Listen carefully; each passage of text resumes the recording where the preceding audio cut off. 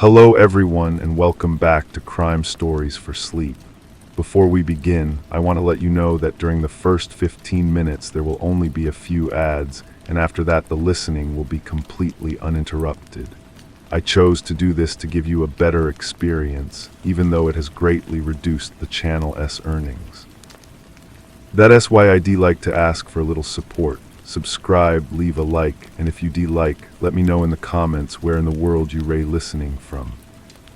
These may seem like small gestures, but they ray essential to help the channel grow and allow me to keep bringing you these stories every night. Now lower the volume just a bit, get comfortable, turn off the lights, and let us dive together into tonight's first story. Story 1. The single bulb hanging above the green felt trembled, a tiny, frantic pendulum casting frantic, leaping shadows. It was the only movement in the room, a windowless box tucked behind the kitchens of a casino that glittered like a false dawn over the Mediterranean. The light swung because a man had just slammed the heavy steel door, his exit violent enough to disturb the air, to set the world off kilter. The shadows it threw licked at the edges of Ezra's vision, making the stacks of chips on the table seem to breathe, to swell and recede with each a rhythmic pulse. He did not look at the door. He kept his eyes on the man across from him, Lewis who had not flinched, Lewis whose hands rested on the felt, perfectly still, pale and soft as landed fish. The air was thick with the smell of old cigar smoke trapped in velvet drapes of expensive whiskey, and beneath it the faint, metallic tang of adrenaline, a scent Ezra knew as well as his own.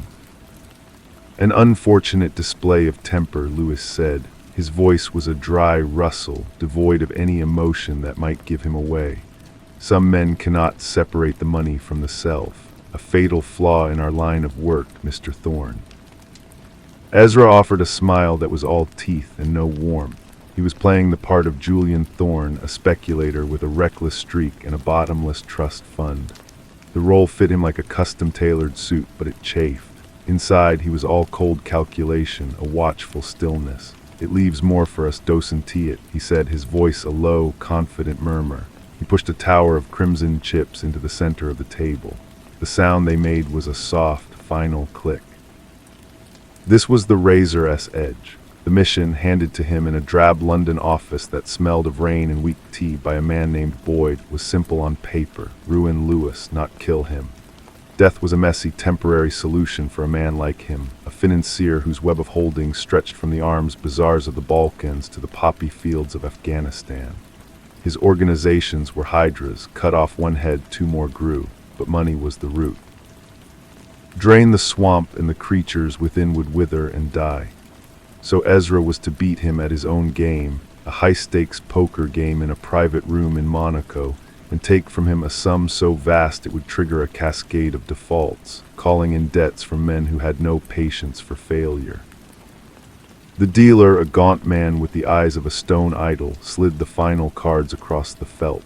The river card, a 9 of diamonds. It meant nothing to Ezra's hand, and he calculated, nothing to Lewis's probable range. This was not about the cards, it was about the man. It was about the subtle tightening of a jaw muscle, the almost imperceptible change in breathing, the way a man's gaze would flicker for a nanosecond towards his largest stack of chips when he was bluffing. Ezra had seen it. He had seen the ghost of uncertainty in Lewis's cold eyes 2 rounds ago. He was all in on a pair of sevens, a ludicrous hand, because he knew Lewis was holding nothing but air and arrogance. "Call," Lewis said, and his voice was still that dry rustle, but there was a new weight to it, a finality. He pushed his own mountains of chips forward, a continent of wealth shifting in a single, silent motion. The reveal was an anticlimax. Lewis showed a king-high bluff. Ezra turned over his sevens. The room, which had been holding its breath, exhaled in a collective, silent shudder. The dealer began the ritual of pushing the impossible fortune toward Ezra. It was over. He had won. He had broken the financier. But Lewis did not look broken. He looked amused. A faint, cruel smile touched his lips. "Congratulations, Mr. Thorne, or should I call you by your real name?" He didn't wait for an answer. He simply stood, smoothed the lapels of his jacket, and walked to the door. He paused, his hand on the knob, a word of advice. "The house always wins. It just depends on which house you're playing for." Then he was gone, leaving behind the scent of his cologne and the echo of a threat. The victory felt hollow, a painted eggshell. Ezra collected his markers, the paper feeling flimsy and insubstantial, a poor representation of the economic carnage he had just unleashed. He stepped out of the stale room into the casino's main floor, a bombardment of light and sound. The frantic ringing of slot machines, the murmur of 100 conversations, the clatter of the roulette wheel. It was a sensory assault after the taut silence of the poker room. And then he saw her. She was leaning against a marble column, watching the crowd as if it were a mildly interesting documentary. Iris. She wore a dress the color of a deep bruise, and it clung to her in a way that was both an invitation and a challenge. Her hair was a dark wave, and her eyes, when they found his, were the green of a stormy sea. She was Louis's companion, his accessory for the evening, but Ezra had sensed a disconnect, a space between them. He had seen the way she looked at Louis when he wasn't watching, a look not of affection, but of cool assessment. She fell into step beside him as he moved through the crowd. "You play a dangerous game," she said, her voice a low melody that cut through the casino's din. "It's the only kind worth playing," Ezra replied, the words coming automatically, a line from the script of Julian Thorne. "Is it?" She stopped, turning to face him. The noise around them seemed to fade. "He won't let this stand. You know that, don't you? It's not about the money, it's about the story. And now the story is that a man named Julian Thorne humiliated him. That's a story that needs a different ending." They ended up in his suite, a sprawling monument to bad taste overlooking the harbor. The lights of the yachts bobbed on the black water like fallen stars. She stood at the window, her silhouette sharp against the glass. "I have information," she said without turning, "the real ledger, the one that doesn't live on any server, the one that names the politicians, the generals, the men in your own government that Louis owns." It was a siren-esque song, the ultimate prize, beyond the financial ruin, the names. It was the kind of intelligence that ended careers, that started silent wars. It was also, he knew, far too good to be true. "Why?" he asked, coming to stand behind her, close enough to smell the faint scent of jasmine in her hair. She turned, her face was a mask of beautiful anguish. "Because I am tired of being a belonging. I want out. This is my ticket. You get your names, I get a new life. A simple transaction." The next 48 hours were a blur of clandestine meetings and paranoid tradecraft. He met her in a dusty antique shop that smelled of lemon oil and decay, where she passed him a single encrypted drive. He met her on a cliffside path at dawn, the salt spray stinging their faces, where she gave him the location of a safety deposit box in Zurich. Each meeting was a dance, a test of trust neither of them possessed. He was captivated by her, by the vulnerability that seemed to war with a core of steel. She was a puzzle, and he was a man who could not resist taking things apart. He reported the developments to Boyd through a secure, scrambled line. The voice from London was crackling and distant. "The ledger is the primary objective now, Ezra. Forget the money. This is the jackpot, but be careful. This woman, Iris, she has a known quantity, a viper." The words echoed in his mind as he prepared for the final exchange. She was to give him the physical ledger, the original, in exchange for a passport, cash, and a one-way ticket to a country with no extradition. The meeting point was an abandoned glass factory on the city's industrial fringe, a place of skeletal steel and walls of shattered windows. He arrived early, moving through the cavernous space like a ghost. The moonlight streamed through the broken panes, laying jagged patterns of silver on the grime-covered floor. It was cold, and his breath plumed in the air. He checked his weapon, the cold weight of the pistol a familiar comfort. He thought of the swinging light in the poker room, the first omen. He thought of the note Louis had left for him at his hotel, a single line of elegant script on heavy cardstock. "The game is never over." He had found it slipped under his door. a physical intrusion that felt more violating than any threat. A sound, the soft crunch of a foot on broken glass. He turned. Iris emerged from the shadows, a briefcase in her hand. Her face was pale in the moonlight. "It's all here," she said, her voice barely a whisper. He took the case, his eyes never leaving her. He clicked the latches. They opened with a sound like gunshots in the silent factory. Inside, nestled on a bed of velvet, was the ledger, and beside it a single, worn photograph. It was a picture of Boyd, his superior, shaking hands with Lewis. They were smiling. The world seemed to slow, the details crashing into him with the force of physical blows. The hypnotic rhythm of the mission, the push and pull, the seduction, it had all been a dance, and he had been following steps choreographed by someone else. The ledger was a lie. The names were a trap. Iris was the delivery mechanism for his own destruction. He looked from the photograph to her face. There was no anguish there now, no vulnerability, only a cool, detached triumph. "Which house are you playing for, Ezra?" she asked, echoing Lewis's words. A shot rang out, the report echoing monstrously in the vast space. It came from the shadows, from the direction she had entered. It was not meant for him. Iris's eyes widened in surprise, a perfect, beautiful shock. A dark flower bloomed on the front of her dress, the color lost in the fabric, but the wetness catching the moonlight. She took a half step backward, her mouth a perfect O, and then she crumpled to the floor. He dropped the case, the ledger, and the damning photograph scattering across the dirty concrete.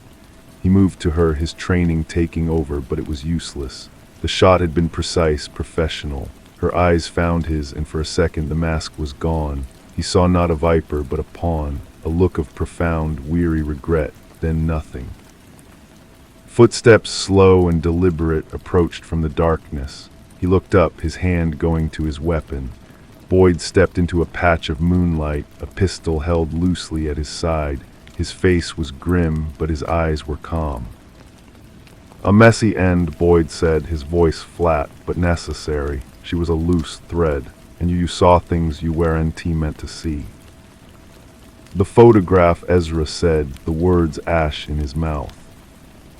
"A complication. Lewis and I, we have an understanding, a necessary evil to maintain a certain balance. Your mission was never to ruin him. It was to test his new security protocols, to see if his operation was still airtight. You were the stress test, and you passed. Brilliantly. But then she got involved. She thought she could buy her way out with that photograph." The betrayal was so complete, so cold, it felt like a physical chill seeping into his bones. He had been a tool, used by his own side, manipulated by the enemy, and seduced by a weapon. He had won the game at the table, only to discover he was the lowest stake in a much larger, more vicious game. "What now?" Ezra asked, his voice dangerously quiet. "Now," Boyd shrugged, "now you understand how the world really works. You go back to London, you file your report, you leave Lewis's name out of it, and you continue to do your job. Because if you don T, the next shot 1 TB for the girl. And remember, the house always wins. My house." Boyd turned and walked away, his footsteps fading into the darkness, leaving Ezra alone with the body of the woman he had almost trusted. The evidence of his own naivete scattered on the floor, and the crushing weight of a truth he could never unknow. He had come to break a man and had instead had his own reality shattered. He looked down at Iris, her green eyes staring up at the broken ceiling, seeing nothing. The single bulb in the poker room swinging, the note under the door, the scent of jasmine. They were all part of the restless, shifting pattern, a labyrinth with no exit. He stood there for a long time as the moon moved across the sky and the silver light shifted across the floor, illuminating first the ledger, then the photograph, then the still, pale hand of the woman. He did not pick anything up. He simply turned and walked out of the factory into the nascent dawn, a ghost of his former self, carrying nothing but the secret. The game was never over. It just changed players. And he was still on the board, a piece who now knew the rules, moving forward into a city of light and lies, his next move an utter mystery, his loyalty a question mark hanging in the cold, salt-tinged air. The first light of dawn was a dirty smear over the industrial quarter. Ezra walked without direction, the salt air stinging his eyes, or perhaps it was something else. He felt hollowed out, scraped clean. The persona of Julian Thorne had been a shell, but now the man inside Ezra felt just as flimsy, a paper cutout propped up by lies and now crumbling in the wind. He found himself on a narrow street overlooking the harbor, the glittering casino now a distant, mocking jewel. He leaned against a cold stone wall, the physical sensation an anchor in the swirling unreality. Boyd's words echoed, a cold loop in his mind, a necessary evil, a balance. It was the language of men who traded in human souls and called it geopolitics. Iris had been a loose thread, snipped. He was a useful tool to be kept sharp and obedient. A black sedan, sleek and silent, pulled up to the curb beside him. The window slid down. He expected Boyd's men, a final warning or a permanent solution. Instead, he saw the gaunt, impassive face of the dealer from the poker room.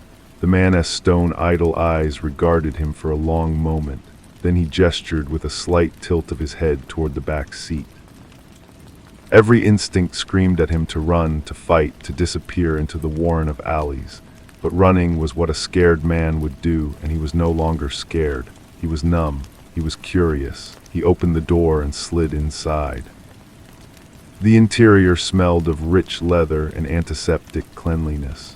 Lewis sat in the far corner, sipping from a small porcelain cup.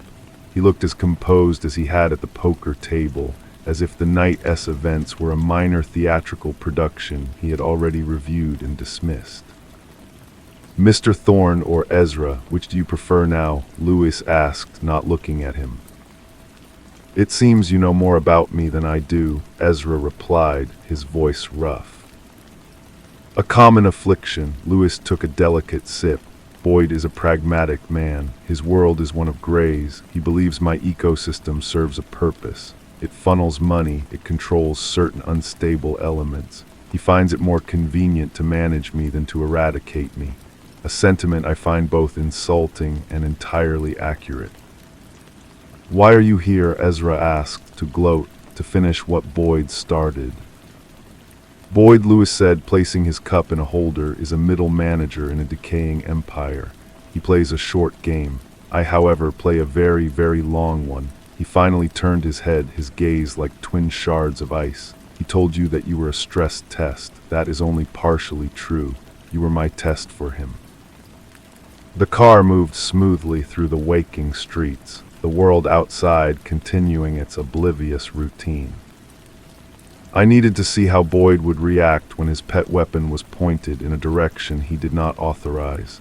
He failed. He resorted to crude, messy solutions. The girl was an asset, wasted, and he thinks he can threaten you back into your kennel. I disagree. Lewis reached into his breast pocket and withdrew a single, slim key which he placed on the seat between them. The safety deposit box in Zurich, the one Iris told you about. The contents are real. The ledger is a copy, of course. The originals are elsewhere, but the names are there. Boyd S. is one of many. Ezra looked at the key, then at Lewis. "Why give this to me?" "Because the game is never over," Lewis said, a faint, cold smile touching his lips. "You are now a rogue variable. Boyd thinks you are a cowed dog. I know you are a man who has just seen the foundations of his world crack. A man in that position is uniquely motivated and uniquely dangerous to him." The car came to a stop at a small, private airfield. A jet stood on the tarmac, its stairs down. "Where you go now is your own affair," Lewis said. "You can go back to London to Boyd and live a life of quiet complicity, knowing you serve a man who is no better than the monsters he claims to fight, or you can take the key. You can use the information, not for them, for yourself, to burn it all down." Ezra picked up the key. It was cold and heavy in his palm. It felt more real than any of the chips from the poker table, more real than the gun he had left in the factory. "What makes you think I want to come for you next?" Ezra asked. Lewis's smile widened a fraction. "Because, Mr. Thorne, we are not so different. We both understand that the house is a fiction. There are only players, and the only way to win is to change the game entirely." Ezra got out of the car. The door closed behind him with a soft, final thud, and the sedan pulled away, disappearing into the morning traffic. He stood on the curb, the key clenched in his fist, the morning sun warm on his face. He was off the board, or perhaps he had just been promoted to a new one. He looked at the jet, then back toward the city. He had no mission, no handler, no identity. He had only a key, a secret, and a profound, terrifying freedom. The first move was his. The roar of a jet engine starting up broke his trance. The plane was his, he knew it. A final gift from Lewis, a clean escape from the city and from Boyd's reach. It was the obvious move, the safe move. To run, to regroup, to plot from the shadows with the weapon Lewis had given him. He turned his back on the tarmac and started walking. The city swallowed him whole. He shed the expensive suit jacket in a dumpster behind a fish market, the stench a welcome baptism into a grittier reality. He used a fraction of the cash from his pocket, the last remnants of Julian Thorne's bankroll, to buy a coarse wool sweater from a thrift shop and a stale bun from a bakery. He looked like any other tired soul moving through the morning. He found a public library, its doors just opening, and sat at a terminal in a dusty corner. He ignored the key in his pocket for now. That was a nuclear option, a last resort. First, he needed to understand the battlefield. He accessed an anonymous, encrypted email account, a ghost protocol he had set up years ago and never used. He sent a single, coded message, a string of numbers and letters that would mean nothing to anyone but one person. An analyst in Cheltenham named Mara, a woman who owed him her life and, more importantly, who shared his deep, quiet distrust of Boyd. The reply came an hour later, a terse, encoded data burst. It contained flight manifests, financial transfers, and a single, grainy photograph from a traffic camera. It showed Boyd, not in London, but here in the city, getting into a car the day before the poker game. The car was registered to a shell corporation that Ezra, through previous work, knew was a Lewis holding. Boyd had not just had an understanding with Lewis. He had been here on the ground, orchestrating the entire spectacle. Ezra had not been a stress test for Lewis's security.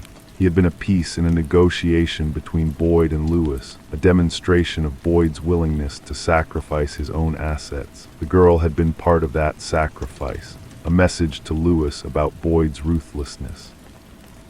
The hollow feeling inside him began to fill with something else, something cold and hard and purposeful. He had been a pawn in their game, but pawns could become queens if they reached the other side of the board. He left the library and walked to the Central Post Office. He rented the smallest possible box under a false name, paying for a year in advance. He took the key to the Zurich box from his pocket. He did not need to go to Zurich, not yet. He placed Lewis's key inside an empty gum wrapper, sealed it in a blank envelope, and deposited it into the rented box. He now held the only key to that box. The secret was safe, locked away in the most anonymous place imaginable. He was not going to run, and he was not going to burn it all down, not in a blind rage. That was what Lewis wanted, the chaos he could exploit. And it was what Boyd expected, a predictable emotional reaction he could then neutralize. He walked out of the post office and stood in the midday sun.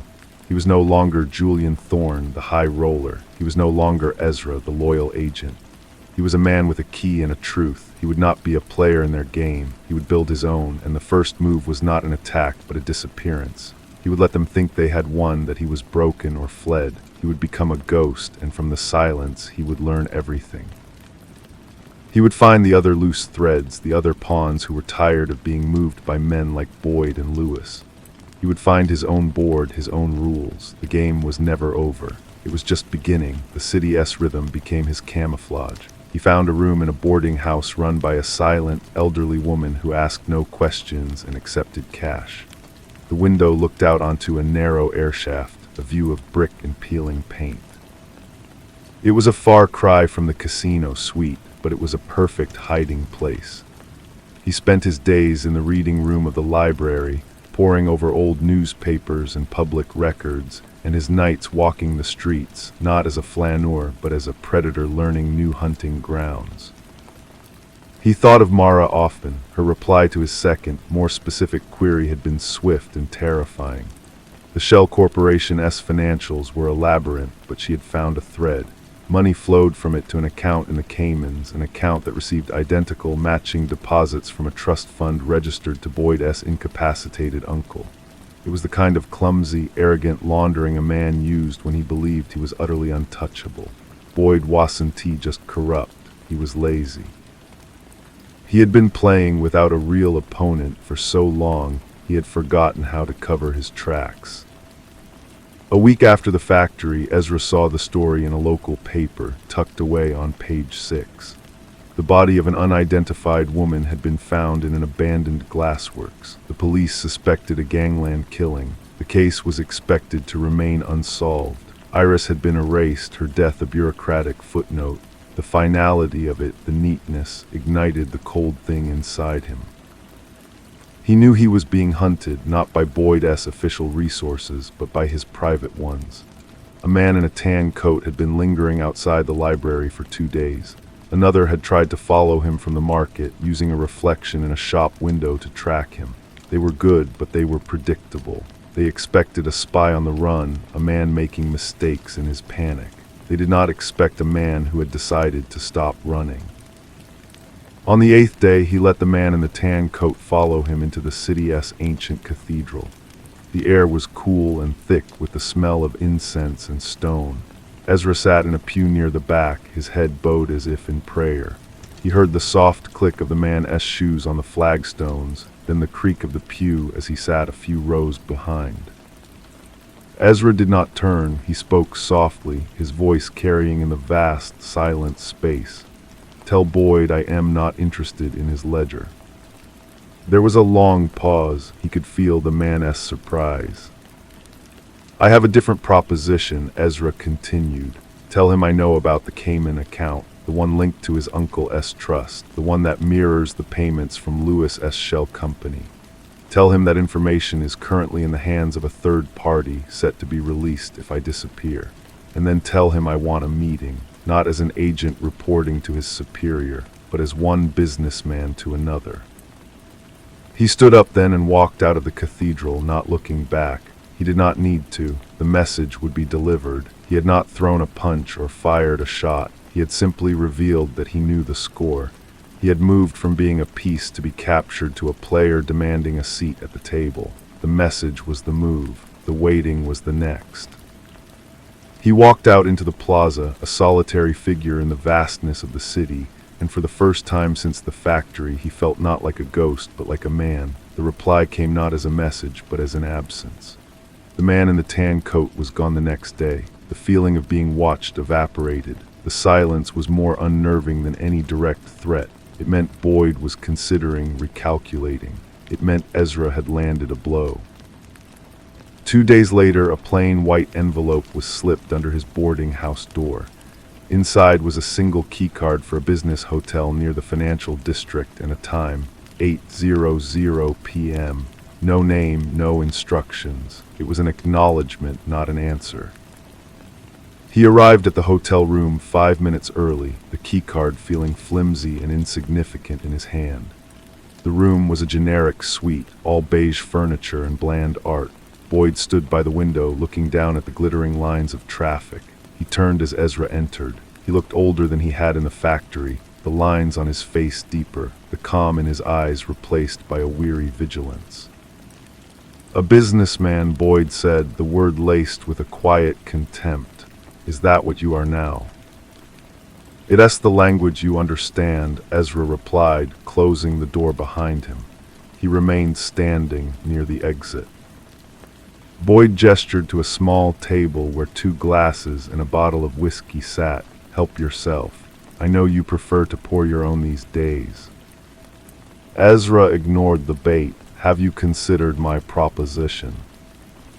"I've considered the fact that you've gone rogue and are in possession of stolen, highly classified intelligence," Boyd said, his voice dropping into an official register. "The standard response is not a meeting, it's a rendition." "But the standard response would trigger the release of that intelligence," Ezra said. and we both know your position is built on a foundation of secrets. That one would be particularly corrosive. Boyd picked up a glass and took a slow sip. The silence stretched, filled only by the muffled hum of the city. What is it you want, Ezra? Money, reinstatement, a pat on the head and an apology. I want you to resign, Ezra said, citing health reasons, a quiet retirement. Boyd actually laughed, a short, harsh sound. And why would I ever do that? Because if you don T, I will use the key. I will go to Zurich. I will take the ledger, and I will not just leak your name. I will leak every name. I will burn your entire world, your necessary evils, your balances to the ground. ULL be finished, and ULL spend the rest of your life looking over your shoulder from both your enemies and your former friends. Boyd's smile vanished. That as a scorched earth strategy. You destroy the service in the process, your own people. They stopped being my people in that factory, Ezra said, his voice low and steady. You made sure of that. This isn't about saving the service. It's about removing a tumor. Resign and the ledger stays in the box. The Cayman information disappears. You get to live out your days in your garden, a retired hero. It's a better exit than you deserve. Boyd studied him, his eyes searching for a bluff, a crack in the resolve. He must have seen none. The boy he had recruited was gone, replaced by this calm, determined stranger. And if I agree, Boyd said finally, the fight seeming to drain out of him. What's to stop you from using the information later? Nothing, Ezra said. ULL just have to trust me. The same way you trusted me to be a good little pawn. It's a leap of faith. Boyd turned back to the window, his shoulders slumping slightly. He was a man who had played the game for so long he had forgotten what it felt like to lose. I need time, he muttered. You have 24 hours, Ezra said. The third party will be expecting my all clear. If they don't get it, the first piece goes live. It's a profile of your uncle's surprisingly active trust fund. He didn't wait for a response. He turned and left the room, the door clicking shut behind him.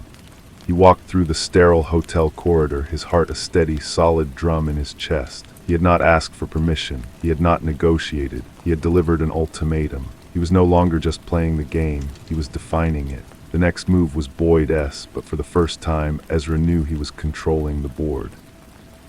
The call came 18 hours later, not to a phone, but through the old woman at the boarding house. She knocked on his door, her expression unreadable, and simply said, "A man was at the door. He said to tell you the weather has turned. He said you would understand." Then she turned and shuffled back down the hall. The weather has turned. It was an old, prearranged abort code from a mission in Minsk a lifetime ago. Boyd's resignation, whether genuine or a clever facade, was being processed. The threat had been neutralized for now.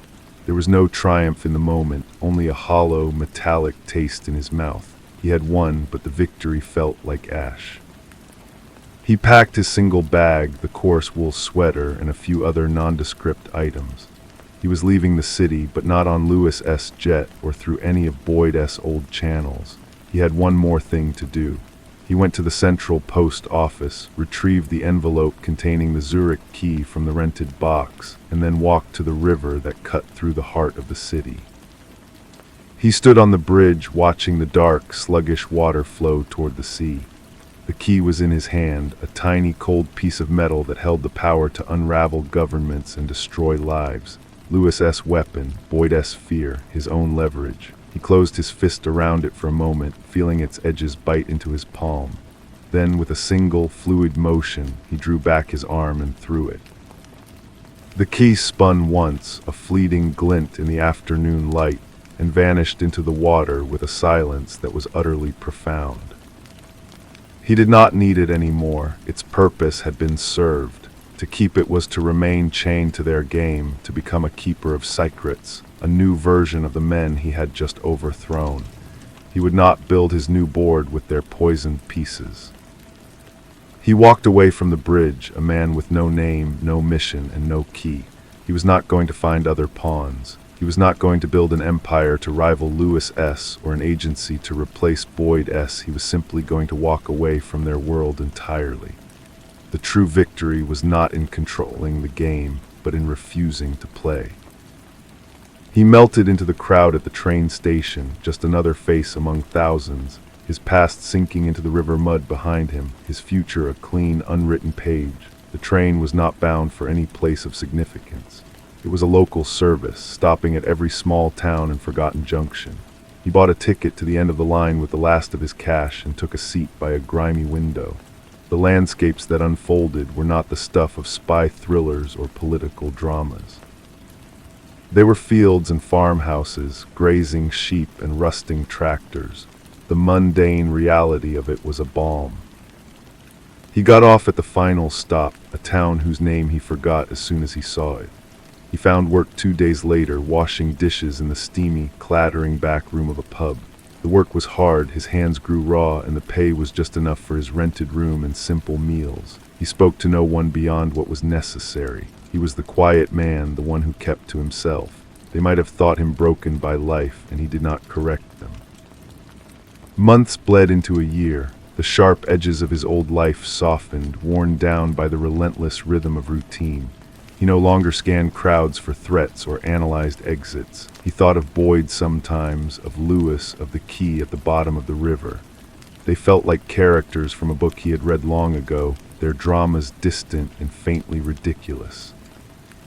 One evening, as he was mopping the pub floor after closing, the owner, a large, kind-faced man named Jerry, put a glass of whiskey on the bar. "For you," he said. "You look like you could use it." Ezra nodded his thanks and took the glass. He didn't drink it immediately, just watched the light play through the amber liquid. "Quiet tonight," Jerry said, polishing a glass. "Yes," Ezra replied. Jerry looked at him for a long moment. "You know, we don't get many strangers who stay. They pass through. You stayed. A man doesn't stay in a place like this unless he's running from something or towards something. Which is it for you?" Ezra considered the question. The old answers, revenge, justice, a new game no longer applied. He had run, but he was no longer running. He had arrived. "Neither," he said finally, and took a sip of the whiskey. It was cheap and harsh, but it felt real. "I'm just here." Jerry seemed to accept this. He nodded and went back to his glasses. Ezra finished his drink and resumed mopping. The smell of soap and old beer was familiar now, a part of his life. He was no one, he had nothing, and in the profound simplicity of that, he had found a different kind of power, one that could not be taken, bargained, or betrayed. It was the power of a clean floor, an honest day's work, and the silent, unobserved freedom of the night. The next morning, a cold drizzle was falling, misting the cobblestones outside the pub. He was taking out the bins when he saw the car. It was a dark, unremarkable sedan, but it was parked at the far end of the narrow lane, a place where no one ever parked. The windows were tinted just enough to be opaque. A stillness settled over him, a familiar cold focus that had lain dormant for a year. He did not stare. He finished his task, hefting the black bags into the dumpster with a practiced motion, and went back inside. He said nothing to Jerry. He worked his shift, the feeling of being observed a dull, persistent hum beneath the routine of scrubbing pots and scraping plates. They were not Boyd-esque people. Boyd was gone, retired to his garden. This was something else. Lewis.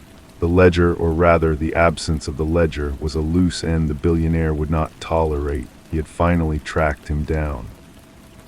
That night in his small room he did not pack.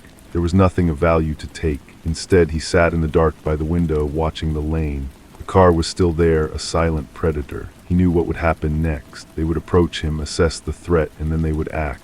Lewis-esque people were not like Boyd-esque. They were not constrained by bureaucracy or the pretense of law.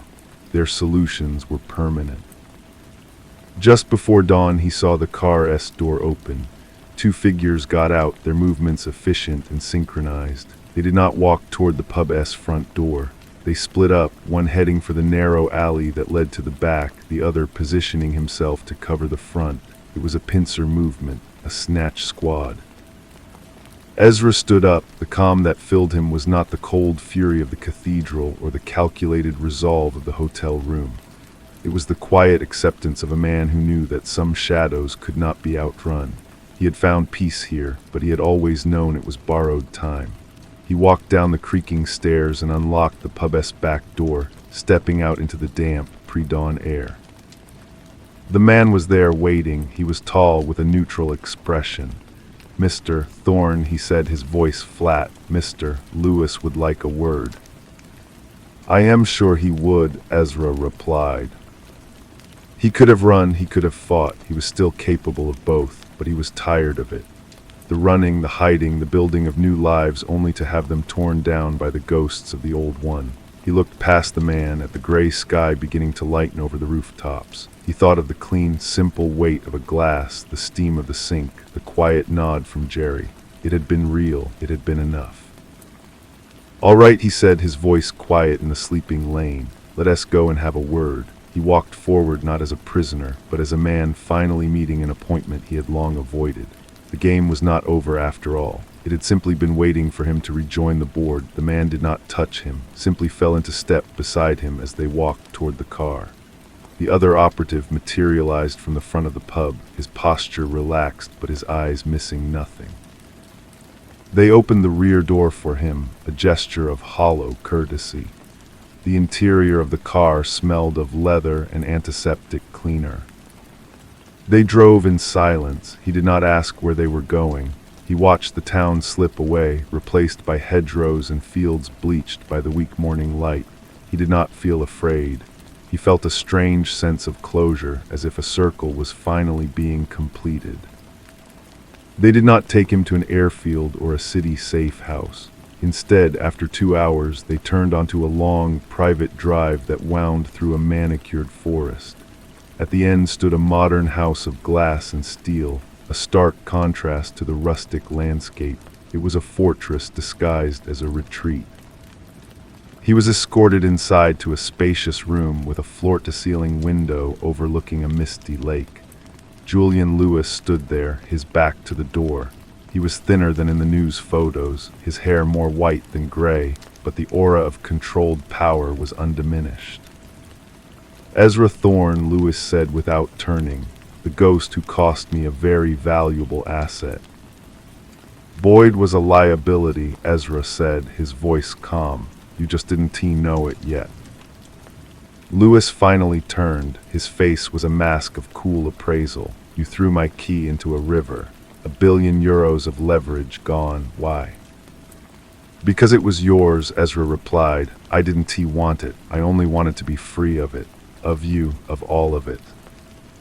A faint, cold smile touched Lewis's lips. "There is no free of it, you know that. You are a weapon that was fired. You cannot be unfired. You can only be aimed again or dismantled." "So which is it to be?" Ezra asked, meeting his gaze. "Are you here to aim me or dismantle me?"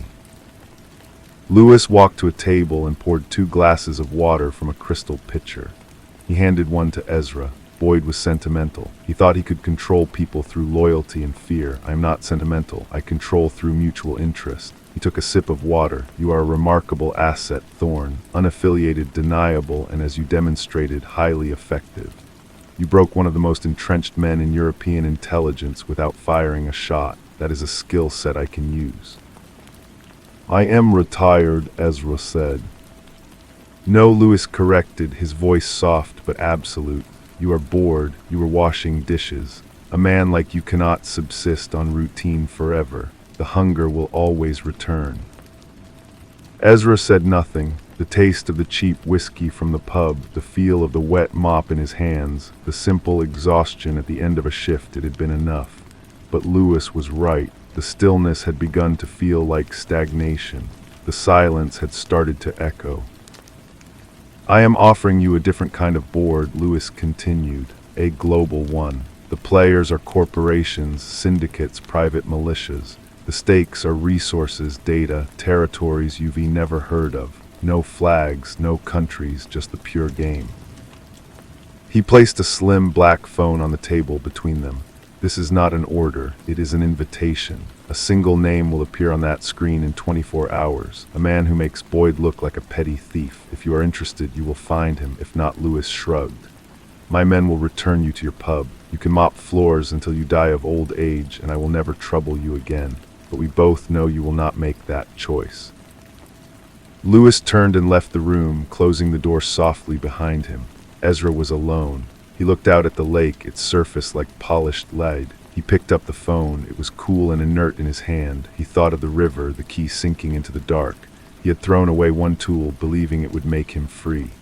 Now, a new one was being offered, more powerful and more dangerous than the last. He stood there for a long time, watching the mist begin to lift from the water. He was at the edge of a new wilderness, and the old, familiar hunger was stirring in the silence. The name appeared 12 hours later, a single word glowing on the screen, Castor. There was no other information, no file, no photograph. It was a test, the first move in this new game. He felt the old pathways in his mind lighting up, the dormant instincts surging back to life. The analysis was automatic, effortless. Castor, a name from myth, a twin.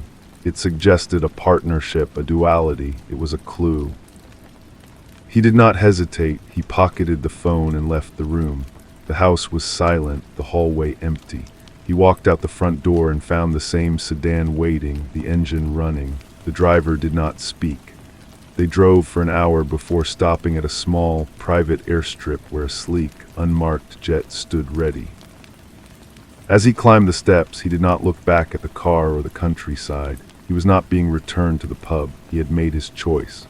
The door sealed shut with a hushed thud, and the jet began to taxi. He sat in the leather seat, the phone heavy in his pocket. He was back on the board, but this time the rules were his to discover, and the only way off was to play. The jet climbed above the clouds, leaving the gray landscape below as if it had never existed.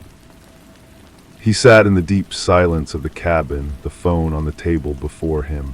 Castor. He rolled the name around in his mind, probing it for meaning, for weakness. It was a starting point, a single thread in a tapestry he could not yet see. He accessed the jet's satellite link, not through the phone Lewis had given him, but through a secondary device he had assembled from components bought in different shops over the past year. It was a habit that had not died. He ran the name through a series of obscure search parameters, avoiding the main intelligence channels Boyd would have used, and the corporate databases Lewis certainly controlled. The results were sparse, ghostly. A shipping container lost off the coast of Sumatra, its manifest flagged by a defunct regulatory agency. A shell company registered in Ulaanbaatar that had been dissolved 3 years prior. A single, heavily encrypted financial transaction routed through a server farm in Reykjavik. It was all digital detritus, but it had a pattern. Castor was not a person, it was an operation. A ghost ship moving something people, data, weapons across the globe with near-perfect invisibility. The jet landed not at another airfield, but on a long, private stretch of tarmac adjacent to a sprawling port. The light was different here, harsher, the air thick with salt and the smell of diesel. A man in a crisp uniform handed him a set of keys and gestured toward a nondescript van. Inside was a wallet filled with new currency, a passport with his photograph and a new name, and a single typed coordinate.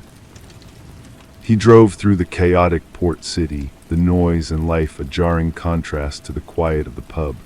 The coordinate led him to a decrepit warehouse on the outermost pier.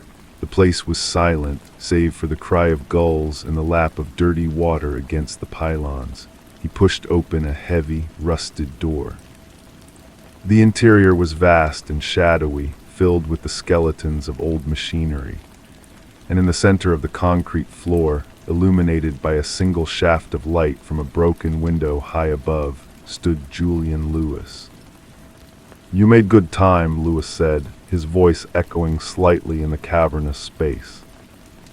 "You're Castor," Ezra stated. It wasn't a question.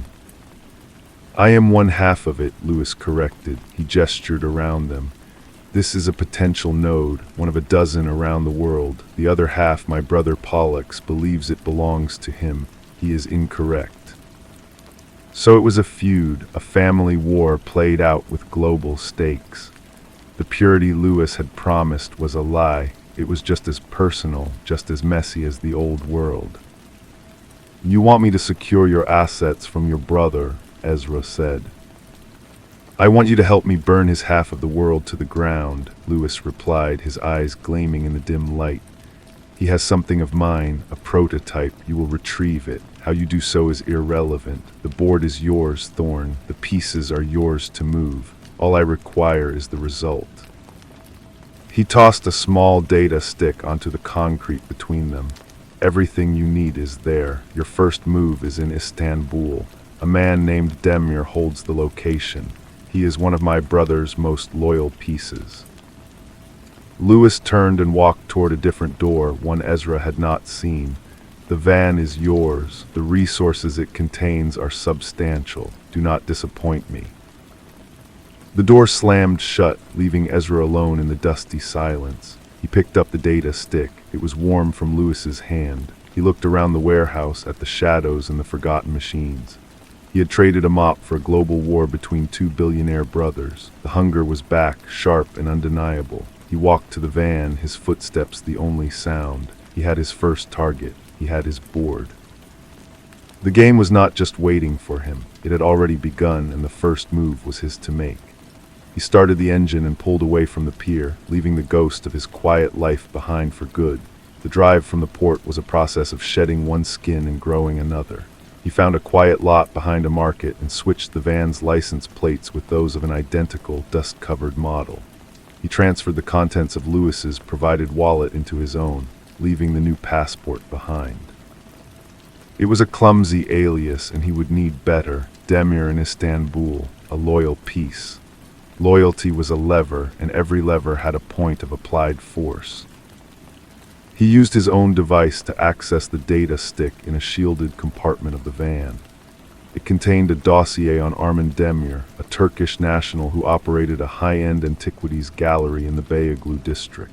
The file was thorough, detailing his business, his family, his mistress, and his one great passion, backgammon.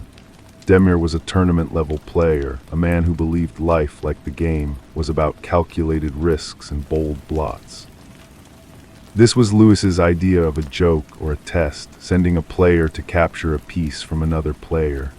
Ezra studied the financials. Demir's gallery was a front, a beautiful, porous filter through which his brother Pollux moved artifacts that were not merely ancient, but illicit. The prototype Lewis wanted was not listed.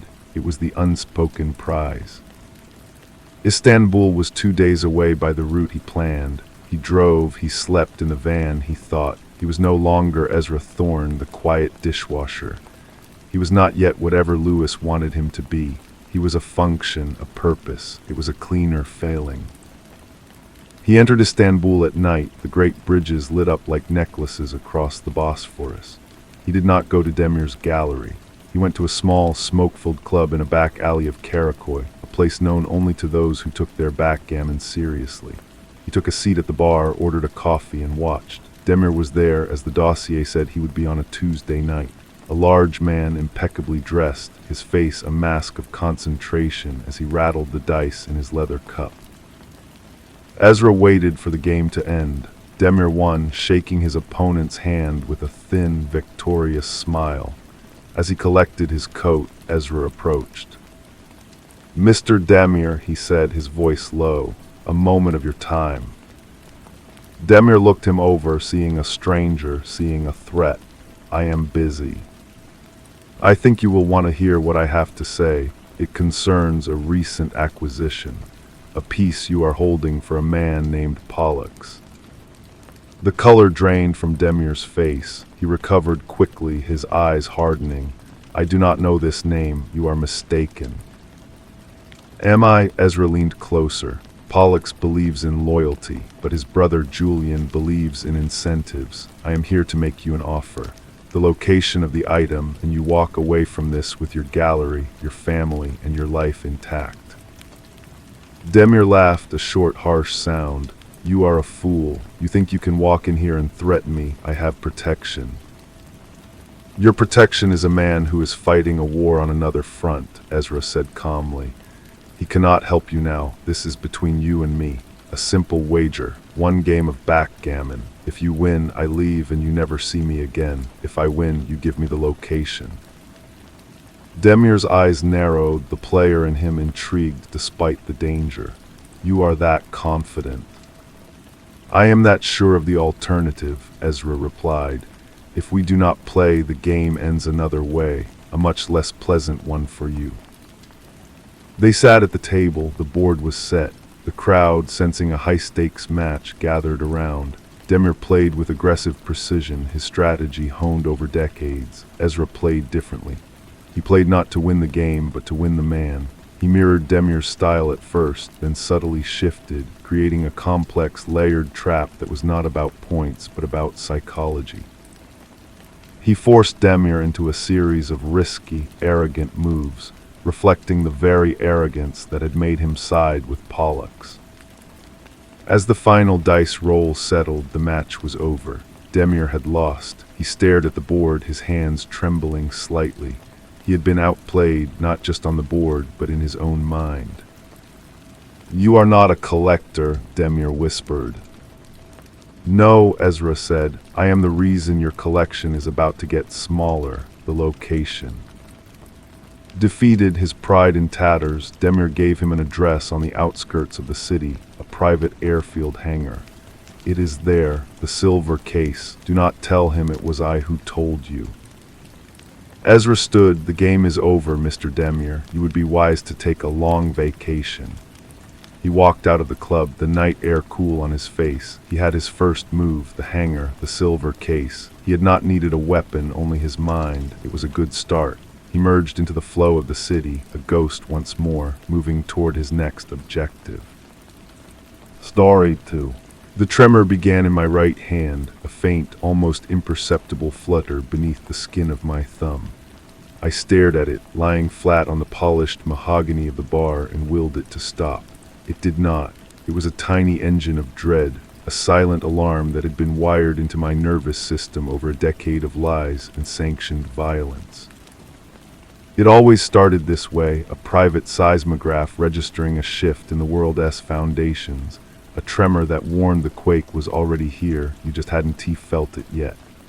I was in a temple of old money and older whiskey, the air thick with the scent of leather, beeswax, and a faint, sweet trace of cigar smoke from a previous century, and the tremor told me I was not safe here.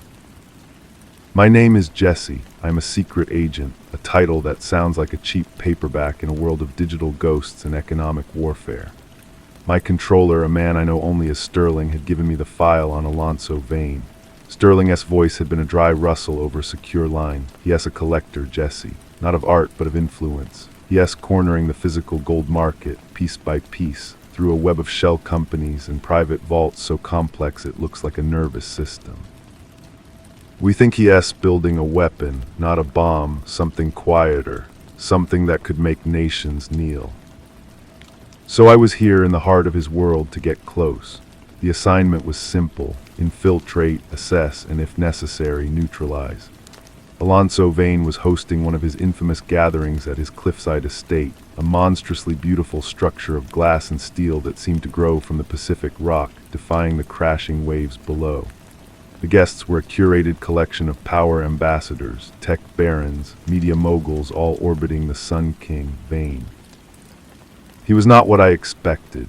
He moved through the crowd not with the bluster of a tycoon, but with the quiet, predatory grace of a panther. He was in his late 50s, with silver-flecked hair and eyes the color of a winter sea. He didn't shake hands, he took them, his grip firm and lingering. When he spoke, his voice was a low, resonant hum that demanded you lean in to listen. I felt the weight of his attention from across the room, a physical pressure. He was the source of the tremor in my hand. And then there was Kathy. She was on his arm, a vision in emerald silk, her beauty so sharp it felt like a warning. Her hair was the color of dark honey, her eyes a startling clear green. She was his curator, his social secretary, his public face. But I saw the way her smile never reached her eyes, the subtle tension in her neck when Vane placed a hand on the small of her back. She was a beautiful bird in a gilded cage, and she knew the door was locked. I made my approach under the guise of a freelance journalist writing a profile on philanthropic giants. Vane's smile was a calculated instrument. Philanthropy is the interest we pay on the debt of our success, he said, his eyes scanning me, cataloging me. I felt stripped bare, but I suspect you are more interested in the principle. He introduced Kathy. Her hand was cool in mine, her grip brief. Kathy ensures my world remains beautiful, Vane said. She has an eye for perfection. Her gaze met mine, and for a fraction of a second, I saw something flicker there, not recognition, but a shared understanding of the cage. First night was a whirl of champagne and veiled conversations. I played my part, the charming, slightly odd writer, but my eyes were recording everything. The layout of the house, the positions of the security team, and him, Jeffrey, Vane's personal shadow. He was a mountain of a man dressed in a suit that seemed to strain against his shoulders.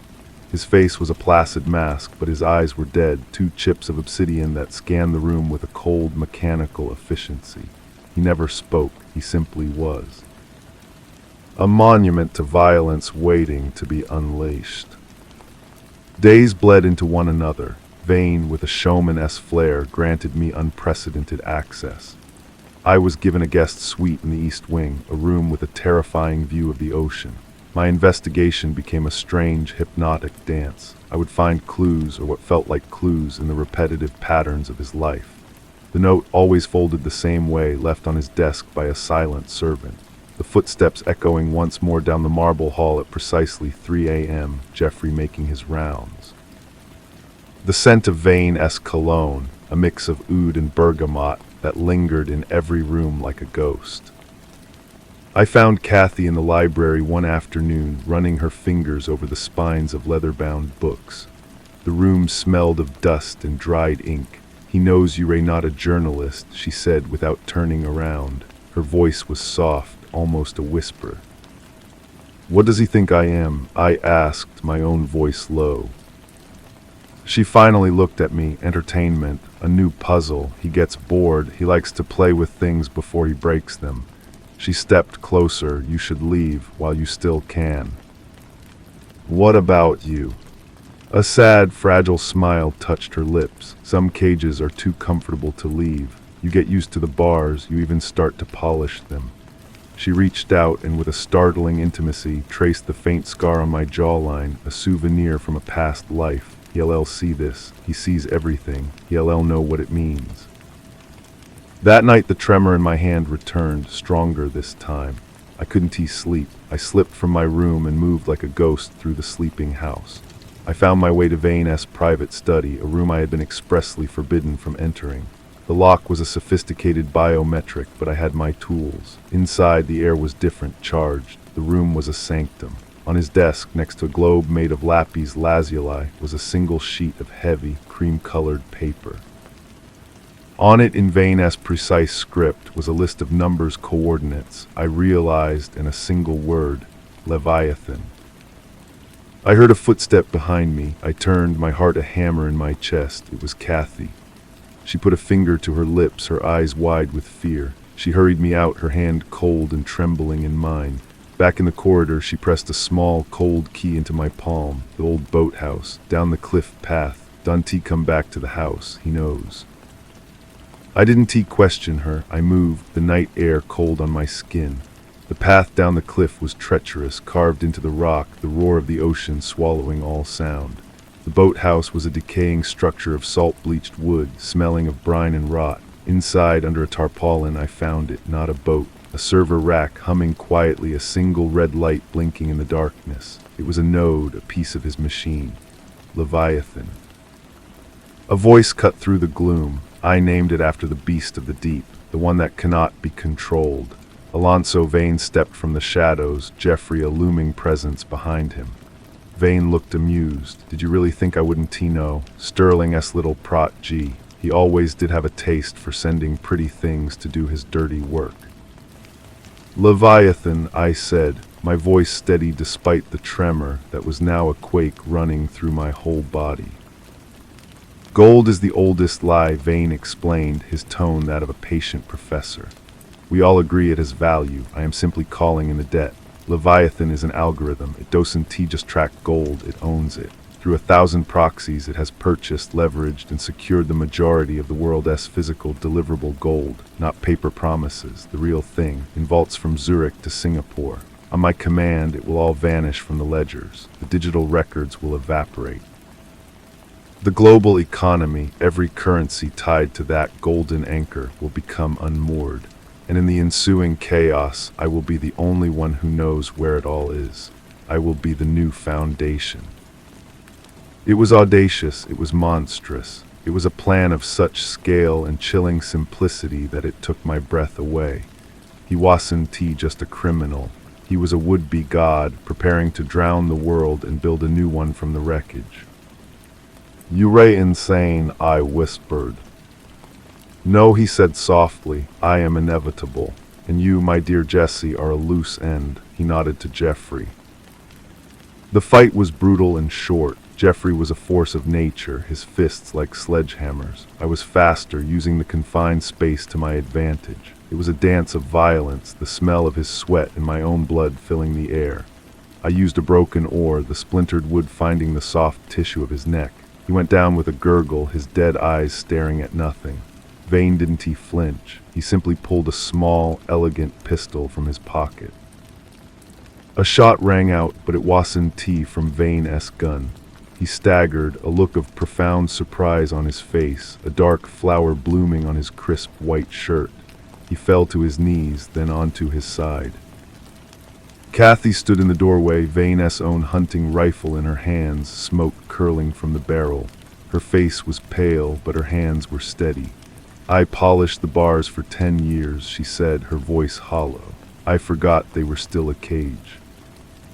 We didn't speak. We looked at each other across the body of the would-be god. Then she turned and walked away, disappearing into the night. I called Sterling. The cleanup crew arrived, silent and efficient. Leviathan was dismantled, its code shredded. The world was saved from a chaos it never knew was coming.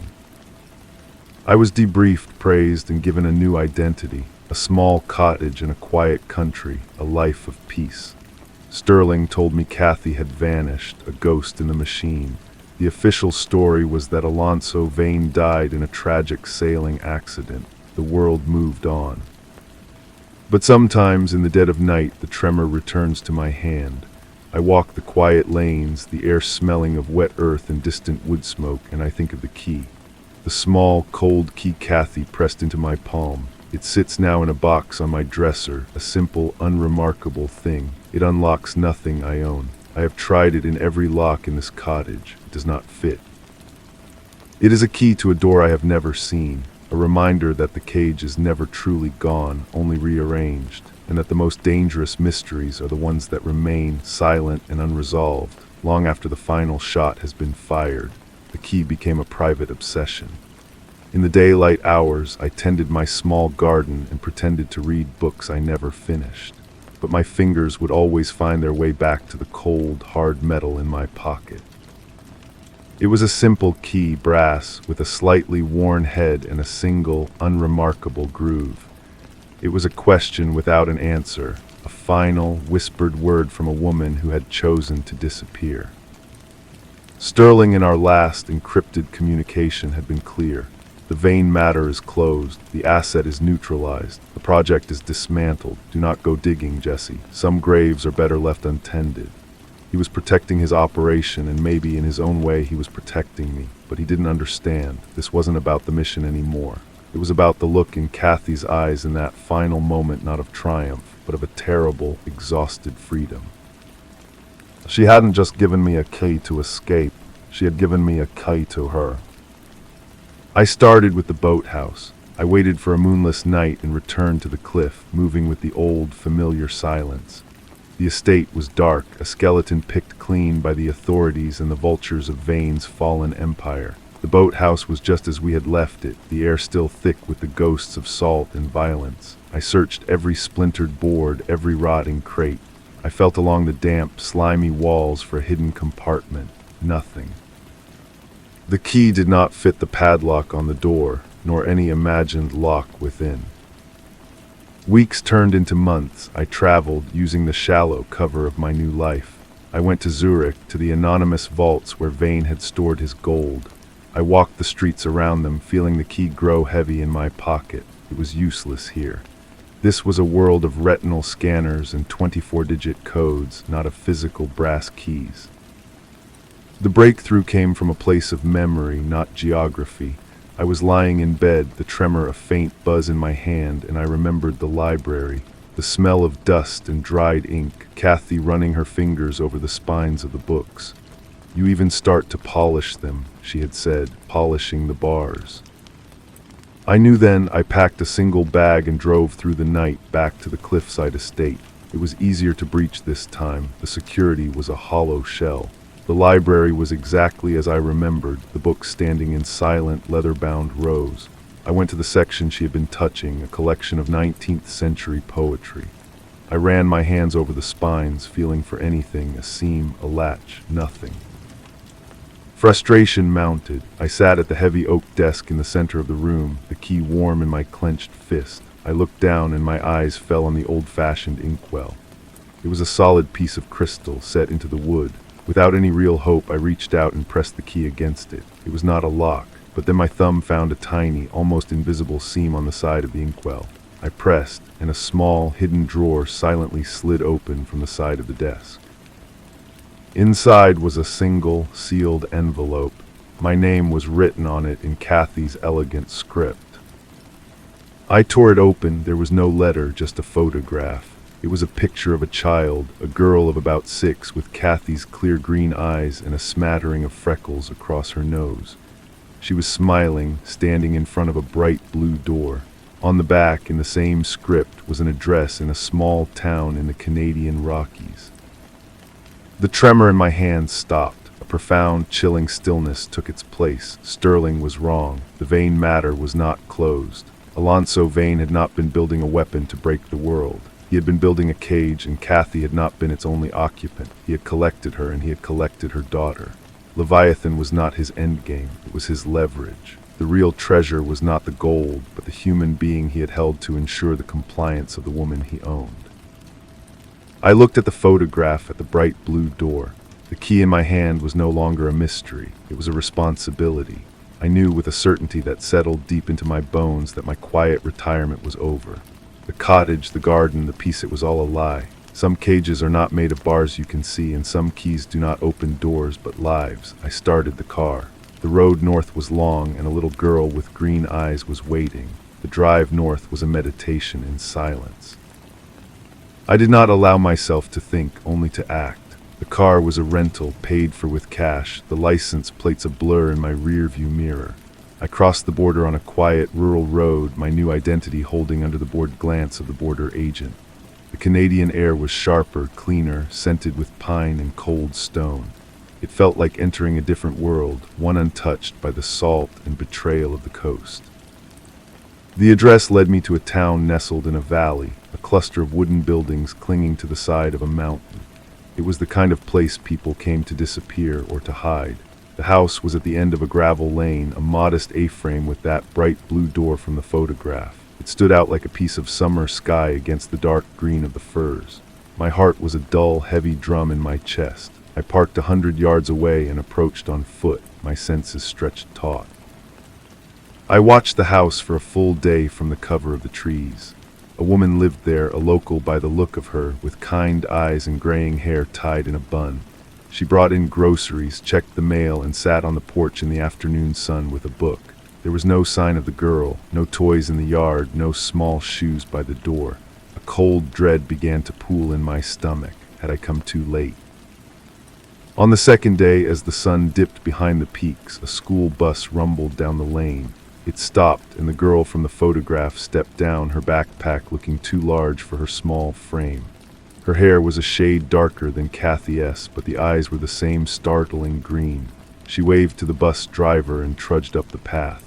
The woman, whose name I had learned was Agatha, met her at the door with a hug. This was not a prison, it was a sanctuary. Kathy had not sent me to break her daughter out. She had sent me to ensure she stayed safe. The key was not for a lock, but for me. It was the key to this knowledge, the key to this responsibility. Vane was dead, but his network, the tendrils of his influence, might not be. He had used the child as a leash on Kathy. Who was to say someone else would not try to do the same? I found a cabin to rent in the next town over, paying for a month in advance. I became a writer seeking quiet. I frequented the diner where Agatha sometimes brought the girl, whose name was Lily, for a hot chocolate after school. I learned their routine. I learned that Agatha was a retired school teacher, a widow with no children of her own. She was kind and careful, and she loved Lily fiercely. I saw no shadows, no suspicious cars, no hint of a threat. It was all so perfectly, painfully normal. One afternoon, I was in the small local library, pretending to browse the travel section, when Lily came in. She went straight to the children's corner and pulled a thick book of fairy tales from the shelf. She settled into a large armchair, her legs tucked under her, and began to read with a concentration that seemed far beyond her years. I watched her, this piece of Kathy, living a quiet life in the mountains, and felt a surge of something I could not name: grief, protectiveness, a terrible, aching loneliness. She must have felt my gaze. She looked up, her green eyes meeting mine across the quiet room. There was no fear in them, only a calm, direct curiosity. She smiled, a small, shy thing, and then went back to her book. In that moment I saw the ghost of Kathy's smile, the one that never reached her eyes. But in Lily it did. It was pure and unguarded. I left the library, the cold mountain air stinging my lungs. The tremor in my hand was gone, replaced by a new, solid resolve. Sterling's world of sanctioned violence and geopolitical chess was a distant nightmare. This was real. This was a child reading fairy tales in a quiet library. My mission was no longer to infiltrate or neutralize. It was to watch, to stand guard. The key was not a question anymore. It was an answer. It had unlocked a door in my own life, and I had walked through it into the silence of these mountains, where my only purpose was to ensure that a little girl with green eyes could keep reading her book, safe from the ghosts of a past she never knew. The cage was rearranged, and I had become one of its bars. The seasons turned. The aspens blazed gold and then stood bare, their skeletons etched against the iron-gray sky. Snow fell, deep and silent, muffling the world in a thick white blanket. My vigilance became as much a part of the landscape as the mountains themselves. I learned the rhythms of the town, the comings and goings of every local, the pattern of every delivery truck. I was the quiet writer in Cabin 7, a harmless, solitary figure. I chopped my own wood and kept to myself. Lily thrived. I watched her learn to ski on the gentle slopes behind the school, a small, brightly colored figure wobbling with determination. I saw her build a lopsided snowman in Agatha's front yard. She was happy. She was safe. The dread that had driven me north slowly receded, replaced by a watchful, almost peaceful routine. I began to believe that Kathy's final act had been a complete success. She had shattered her cage and secured her daughter's future. The illusion broke on a Tuesday. It was the first true thaw, the air wet and heavy, the snow dripping from the rooftops with a steady, percussive rhythm.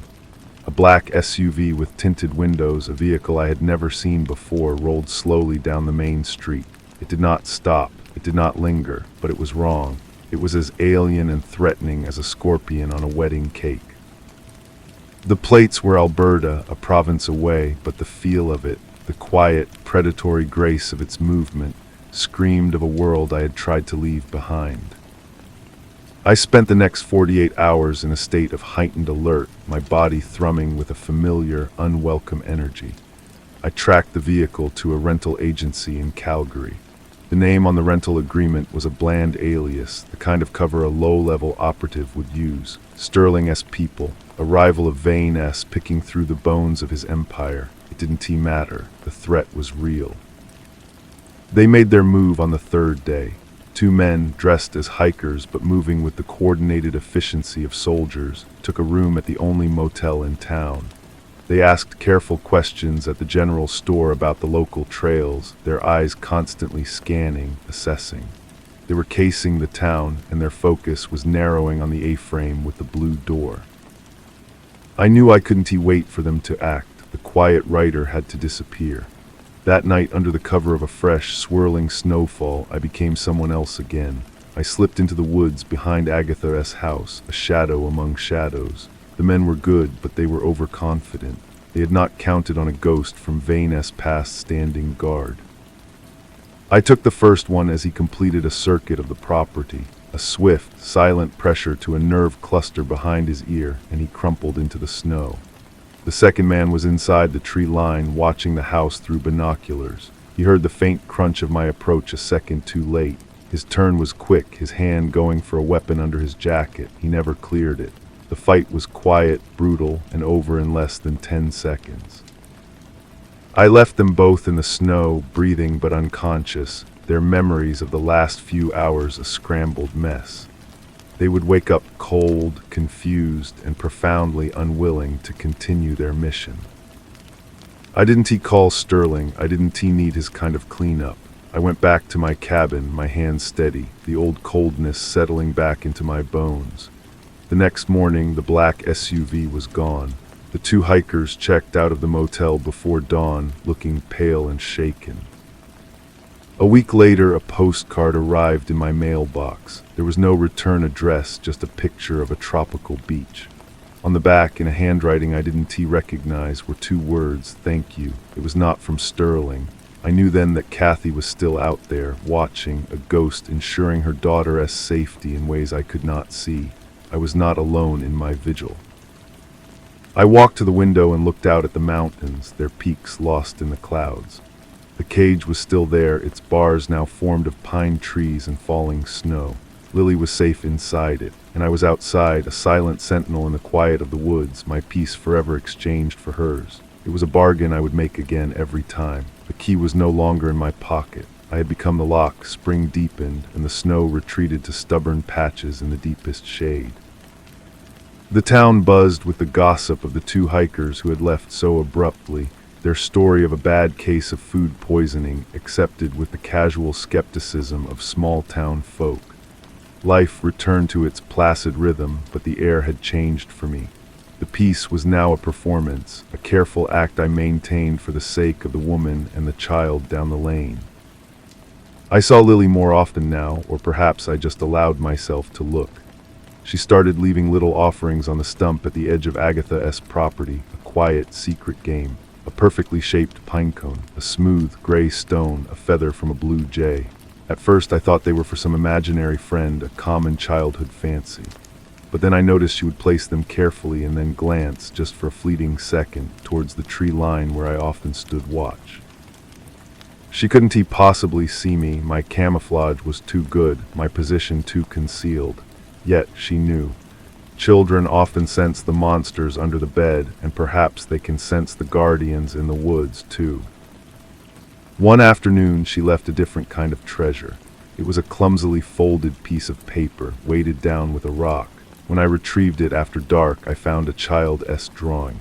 It depicted a tall, stick-figure woman with long, dark hair standing beside a small house with a bright blue door. In front of the house was a smaller girl with a red crayon smile.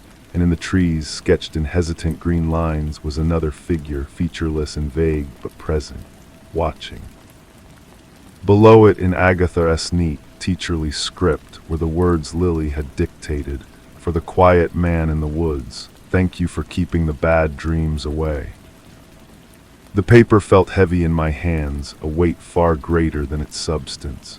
She had given me a name and a purpose in her world. I was no longer a ghost. I was the quiet man who kept the bad dreams at bay. That was a title I could bear more easily than the one Sterling had given me. I began leaving small, anonymous gifts in return. A fossil I found by the river, a piece of quartz that caught the light. I never saw her find them, but they would always be gone the next day. It was a silent, fragile conversation, a thread connecting my shadowy world to her sunlit one. Then the dream came. It was not my own. I was in the boathouse again, the smell of blood and salt water thick in the air. But it was not my memory. I was seeing it through Kathy's eyes. I felt the cold weight of the rifle in my hands, saw Vane's back, the crisp white of his shirt a perfect target. I felt the recoil, not as a physical jolt, but as a seismic shift in my soul. And then the overwhelming, terrifying silence after the shot, a silence that was not peace, but an abyss. I woke with a start, my own breath ragged in the dark cabin. The dream had the sharp, painful clarity of a shared memory, a psychic echo. The next day, a padded envelope was waiting for me, slipped under my door. Inside was a single, old-fashioned audio cassette. No note. I dug out an old player from a thrift store in the next town over and pressed play. The only sound was Kathy S. breathing, steady at first, then hitching with a suppressed sob. After a full minute of silence, she spoke, her voice a raw whisper. Yes, in her dreams, Jessie. He found a way in. The same way he found a way into mine. It's not over. The tape ended with a soft, final click. I looked out the window towards the blue door. The cage was not just made of physical threats or hired men. Vane, in his obsession, had built something more insidious. He had tried to imprint himself, his will, his darkness onto them. He had planted a seed in their minds, and a dead man's seed is the hardest thing of all to kill. My vigil was not just against the living. It was against a ghost. The quiet man in the woods would have to learn how to fight shadows. I picked up a smooth, black stone from the windowsill, my fingers tracing its cool surface. The next gift I left for Lily would be this stone, a simple, solid thing to hold onto in the dark.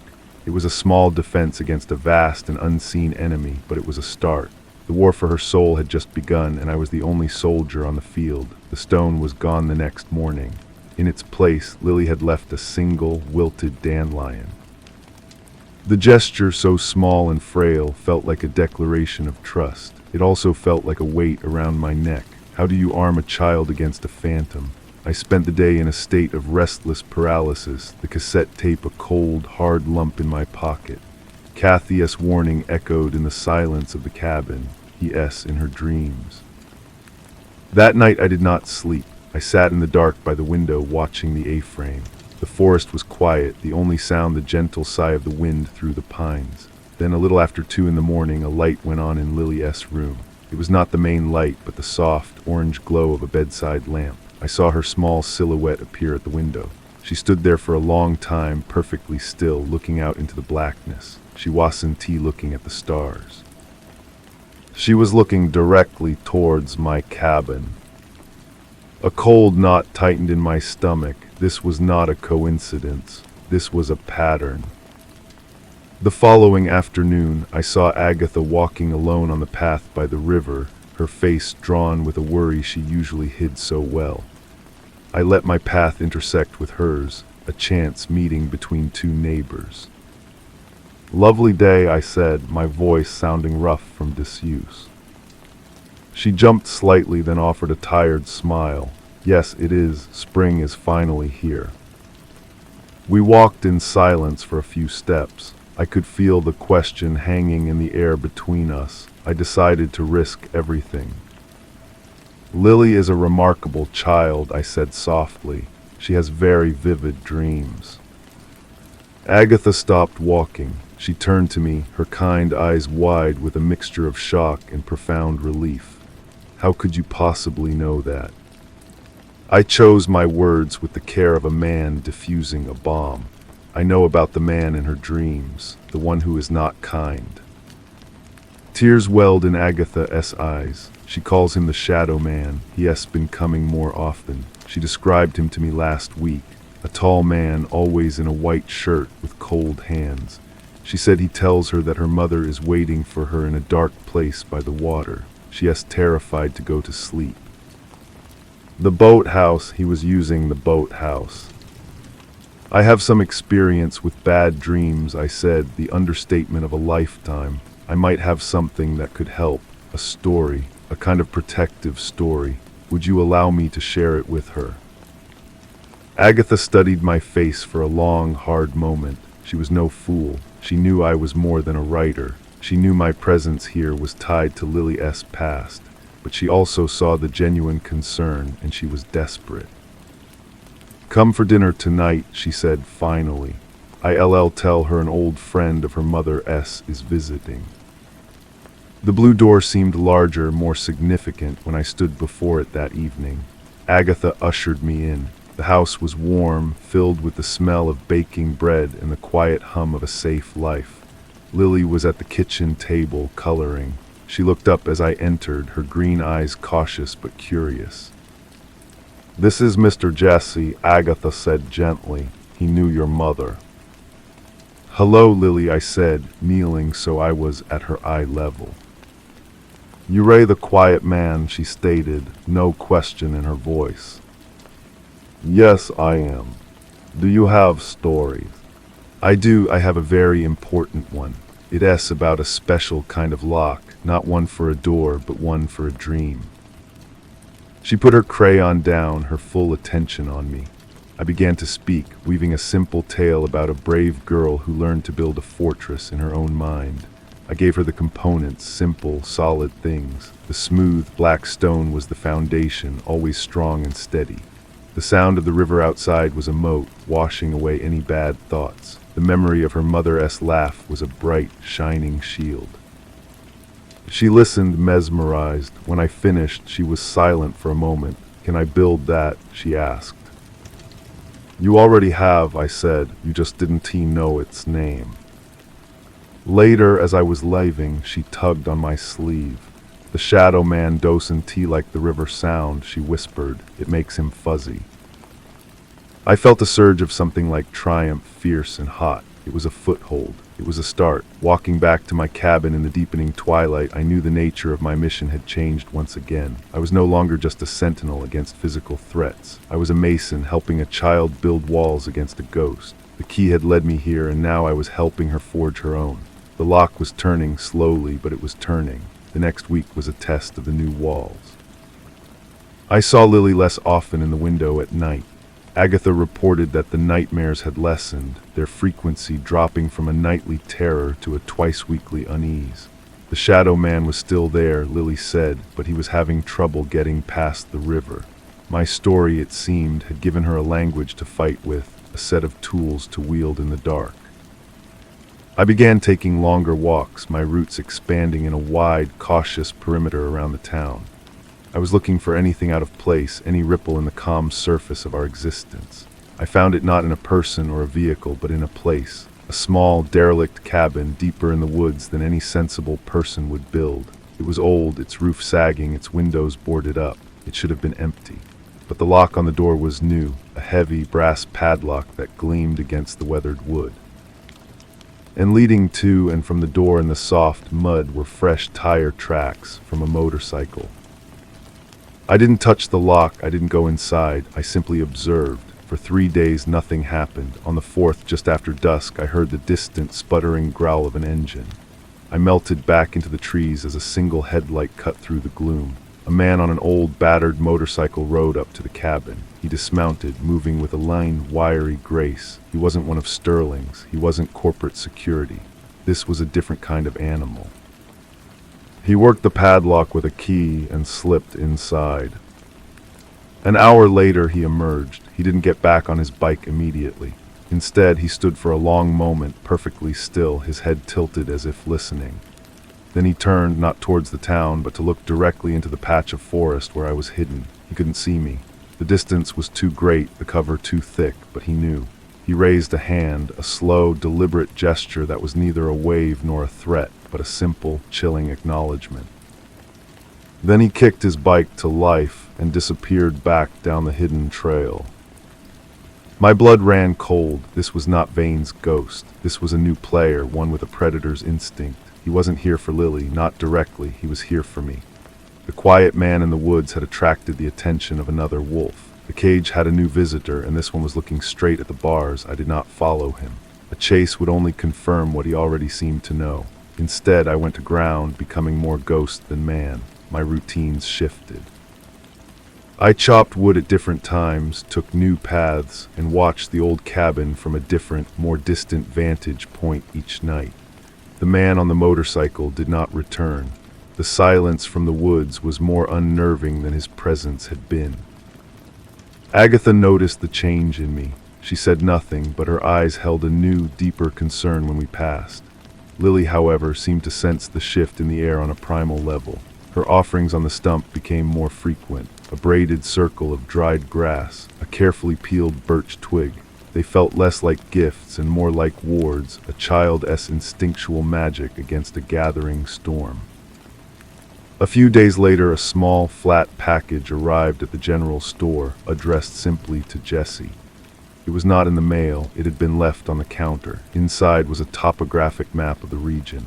A single location was marked with a red X. It was the derelict cabin. Folded inside the map was a grainy black and white photograph. It was me, taken from a distance, standing at the edge of the tree line watching Lily S. school. The photo was recent. On the back, written in a tight, precise script, were the words, "A sentimentality, it will be noticed." The message was clear. My connection to the girl was my vulnerability. It was a flaw in my armor, a crack in the foundation of the quiet man. He was not threatening her. He was showing me how I was threatening myself. That night I went to the marked cabin. I did not bother with stealth. I walked right up to the door and stood there, waiting in the open.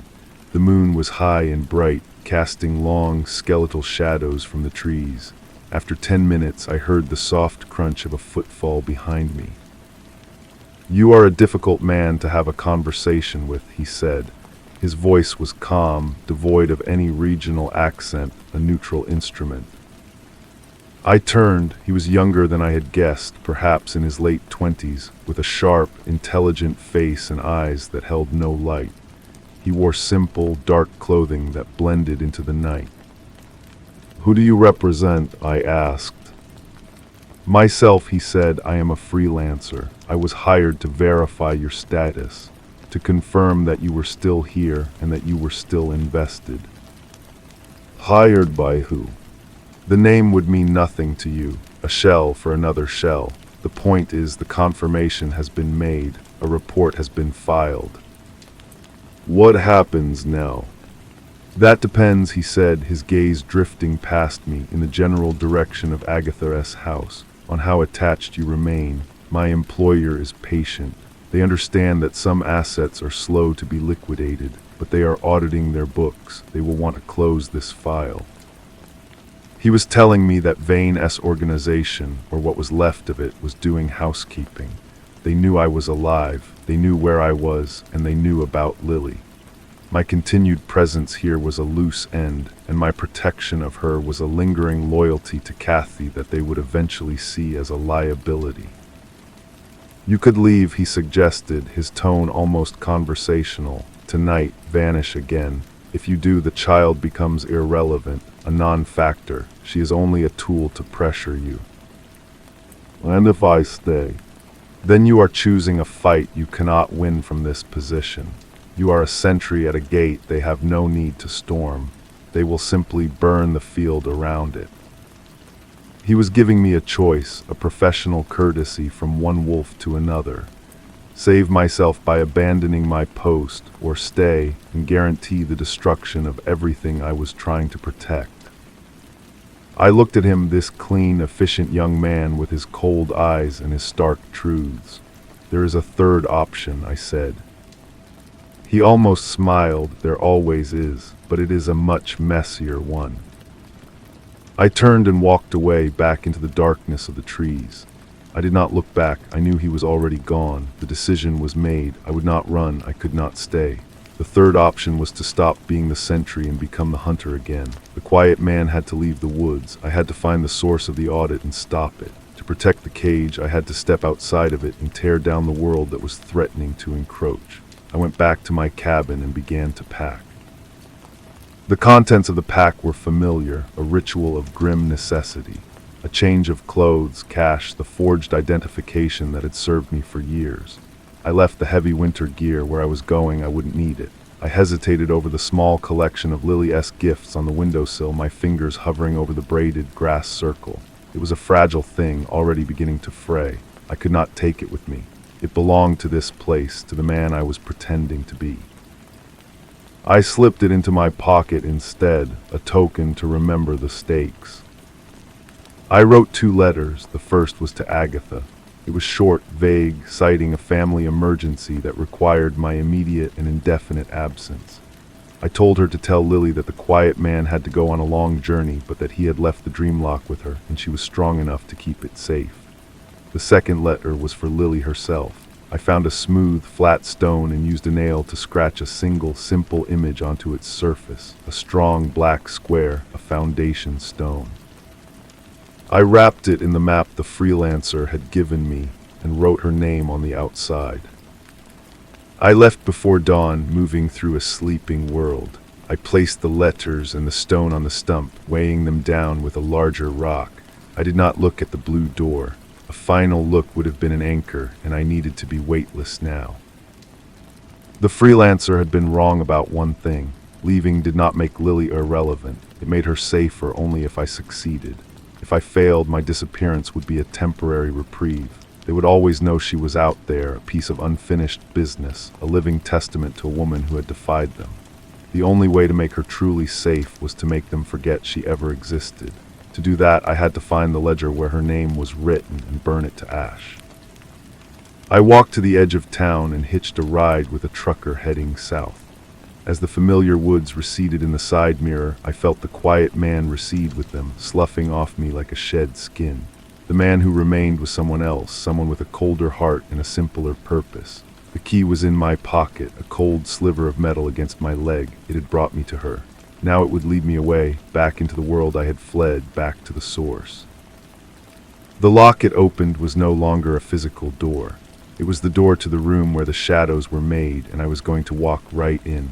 The truck-esque cab was filled with the static of a distant radio station and the low rumble of the engine. The driver, a large man named Bud, offered me a stick of gum and asked no questions. I took the gum and watched the pine trees blur into a solid green wall, then slowly give way to open fields. Each mile was a step back in time, a regression to a state of being I had worked hard to bury. The feeling was not entirely unpleasant. It was like flexing a long dormant muscle, a familiar ache of readiness. We stopped at a greasy spoon just off the highway for coffee. While Bud used the restroom, I stood by the payphone outside, the receiver cold in my hand.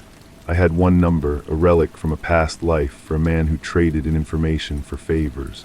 I dropped the coins and dialed. The line clicked and rang once before it was answered with a silent, waiting breath. "It's me," I said. The silence held for a 3 count. "I heard you retired," a raspy voice finally replied. "Found religion or something." "I need a name, the one doing the audit on the Vane account." A low whistle crackled down the line. "That's a deep dive, my friend. That's a swim in a dark lake." "What's the price?" "A name for a name, there's a guy. A problem for a mutual friend of ours. He's holed up in a city you ray probably heading towards. You handle him, and I'll get you your audit." The transaction was clean, simple. The way things used to be. I agreed and memorized the details. When Bud came back, I was already in the passenger seat, my coffee untouched. "You ready to roll?" he asked. I nodded. The city was still a day away, but the work had already begun. The freelancer in the woods had been a symptom. Now I was heading for the disease. The key felt heavier in my pocket, no longer a guide, but a weapon I was taking to the forger. The city skyline emerged from the haze of distance, a jagged silhouette of forgotten ambitions. Bud dropped me at a truck stop on the outskirts, a kingdom of concrete and diesel fumes. I thanked him and watched his rig pull away, a temporary shelter moving on. The air here was different, thick with exhaust and the low hum of 10,000 distant lives. It smelled like memory. The name I'd been given was Marco. The mutual friend was a former associate from my previous life, a man who valued discretion above all else. Marco had become a liability, talking too much to the wrong people in the wrong bars. My contact's problem was my opportunity. It was a test, of course, to see if I still had the necessary resolve. I found him in a dimly lit pool hall that stank of stale beer and chalk dust. He was exactly where my contact said he'd be, holding court at a corner table, a little too loud, a little too sure of himself. He was a talker. I could see it in the way his eyes darted, seeking approval or fear.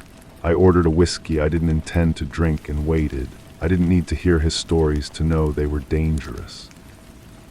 An hour later, he stumbled out into the alley behind the bar, fumbling for a pack of cigarettes. I was a shadow against the brick wall. "Marco," I said. He spun around, his eyes wide. "Who the hell are you?" A friend of a friend. He says you've been sharing old stories. His bravado returned, fueled by liquor and a sudden, misplaced sense of indignation. So what? That's all ancient history. Nobody cares. People care, I said, stepping forward. They always care. You're making noise in a quiet world. He finally saw it then, the thing beneath the surface of the quiet man, the thing I had brought back with me from the woods. His bluster evaporated, leaving raw fear. Look, man, I can stop. I didn't mean anything by it. I'll disappear. You'll never hear from me again. I believed him, but belief wasn't the currency here. A message needed to be sent, not to him, but to the man who had given me his name. I showed him the key I carried, holding it up so it caught the sickly orange glow of a distant security light. Do you know what this is? I asked. He shook his head, confused, terrified. It's a reminder, I said, that every lock has a key, and every silence has a price. I didn't touch him, I didn't have to. The threat, precise and unspoken, did the work. He crumpled against the wall, sobbing, promising anything. I left him there in the filth of the alley, a broken man who would indeed disappear. It was messy, as the freelancer had warned, but it was efficient. Back in a payphone, the same number. It's done. The voice on the line was satisfied. Good. The audit is being run by a man named Silas. He operates out of a place called the Athenaeum. It's a private library downtown. He's a ghost, but he leaves a paper trail. He's the one who hired your man in the woods. Silas, the name was new, a new keeper of the old secrets. The Athenaeum, I knew the place, a fortress of knowledge, a perfect cover for a man who dealt in information as a weapon. I hung up and looked towards the city's core, where the tallest buildings pierced the gloom. The hunter was now on the trail. The quiet of the woods was a world away. The only sound that mattered now was the turning of a key in a lock I had yet to find. The Athenaeum was not a library in any traditional sense. It was a members-only sanctuary for the wealthy and the paranoid, a place where information was both the currency and the commodity. Its facade was imposing, carved from dark granite, its windows narrow and recessed. Getting past the doorman required a different kind of key, one made of confidence and a well-tailored lie. I used a name from my old life, one that still held a faint echo of respect in certain circles, and was admitted with a silent nod. The interior was a tomb of whispers. Light fell in dim pools from green-shaded lamps, illuminating vast tables where men and women sat not with books, but with tablets and secure laptops, their faces bathed in the cool glow. The air was still and climate-controlled, smelling of old leather and ozone. I moved through the rows of stacks, my senses tuned for my quarry. I found him in a secluded carrel at the very back, a man who looked carved from the same granite as the building itself. Silas. He was older than I expected, his hair a shock of white against his dark suit. His hands, resting on the table, were still and precise. He did not look up as I approached, but I knew he was aware of my presence. A man like him always is. Jesse, he said, his voice a dry rustle of paper. I wondered when you would arrive. He finally lifted his head, and his eyes were the color of flint. The freelancer's report was quite thorough. He described you as a resolved quantity, a fixed point. Then you know why I am here, I said, taking the seat opposite him without an invitation. I know the superficial reason. You wish me to stop the audit, to tear up the file on the girl and the woman who came before her, but that is merely the symptom. You are here for the same reason I am in this business. You want to know why. Why what? Why Kathy Vane had to die, why her daughter is a footnote in a ledger, why you, of all people, were the one left holding the key. He had laid it all out on the table between us, not as a threat, but as a shared puzzle. He was a historian of sins, and he saw me as a primary source. The key was a message, I said. It was a play. It was a trigger, he corrected gently. Kathy was not just running from her husband's business. She was preparing to dismantle it from the outside. She had gathered evidence, connections, names. The key was to a safety deposit box containing the fulcrum she intended to use to bring it all down. She sent it to you because you were the only person she trusted who was outside the web. She hoped you would understand that you would use it. But I didn't, I hid. You grieved, he allowed, a natural response, but in your inaction the organization fractured. Vane's inner circle scrambled, some trying to save the enterprise, others to seize its pieces. The audit I am conducting is not about revenge, it is about consolidation. The new management wants a clean slate. Loose ends, like a potential heir with a claim or a former enforcer with a conscience, are bad for business.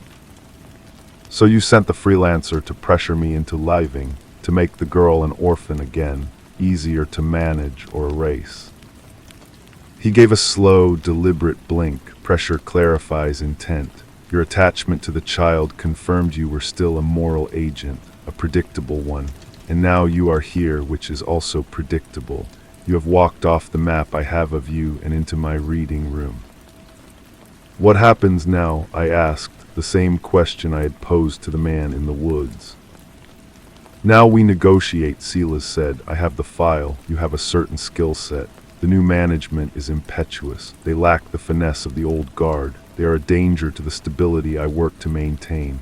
I cannot call off the audit, but I can lose the page concerning Lily and Agatha. In return, you will make the new management understand the cost of their impatience. He was offering me a deal. He would protect the cage, and in return, I would hunt the new wolves at the door. It was a devil-esque bargain, pulling me deeper into the world I wanted to destroy, but it was the only one that left Lily safe. How do I find them? I asked. Silas allowed himself a thin, bloodless smile. Udanti, they will find you. You are the bait, Jesse, the resolved quantity, the fixed point. All you have to do is be visible. The key you carry is no longer just a symbol. It is the lure. They will come for it and for you, and you will be waiting. He slid a single cream-colored business card across the table. On it was an address, a date, and a time, 2 days from now, a public place. He was setting the stage for the final act. I picked up the card. The lock was not just turning now. It was about to be broken open. Story 3. The memory surfaced not as a coherent picture, but as a stain, a pressure behind his eyes. It was the scent of rain on hot asphalt and the coppery tang of something else, something that didn't belong. Caden stood before the floor-to-ceiling window of his high-rise apartment. The city of Veridia spread out below him like a spilled jewel box, and for a single, disorienting second, he did not recognize the reflection in the glass. The man there, impeccably dressed in a charcoal suit that cost more than most men's cars, had a flicker of something feral in his eyes, a knowledge that felt like a splinter in the mind. Then it was gone, and only Caden remained, smooth and untouchable as polished stone. He turned from the window, the phantom scent dissolving into the sterile, conditioned air. The apartment was a study in curated perfection. Furniture of pale leather and brushed steel stood in severe angles against the dark wood floors. There were no photographs, no personal mementos, only a single massive abstract painting that was all slashes of black and deep crimson. It was a space designed not for living, but for being seen, a stage set for a play with an audience of one. His day unfolded with the precision of a Swiss movement. The elevator descended in a silent plunge. His driver, a man whose name he never bothered to learn, held the door of the black sedan open without a word. The city streamed past the tinted windows, a blur of frantic life that Caden observed with a detached, almost anthropological curiosity. They were insects, these people, scurrying through their brief, messy lives. He felt nothing for them, not contempt, not pity. They were simply background noise. At Sterling and Price, the financial firm where he was a rising star, he moved through the halls like a shark through deep water. Handshakes were firm and brief, smiles were tight and did not reach the eyes. His colleagues were reflections of himself, men and women sculpted by ambition and money, their conversations a coded language of deals and acquisitions, of golf handicaps and vineyard vintages. They spoke of art but collected assets. They discussed philosophy but practiced predation. He sat in a conference room, the glass table a cold lake between them. and as a junior partner presented figures on a screen, Caden found himself focusing on the man's throat, on the delicate flutter of his Adam-S apple as he swallowed nervously. He imagined the pressure it would take to still that flutter, the specific sound the cartilage would make. The thought was clean, clinical, and devoid of malice. It was simply a calculation. Lunch was at Le Signy, a restaurant so exclusive it had no sign. The Maitre d' greeted him by name, his obsequiousness a subtle perfume.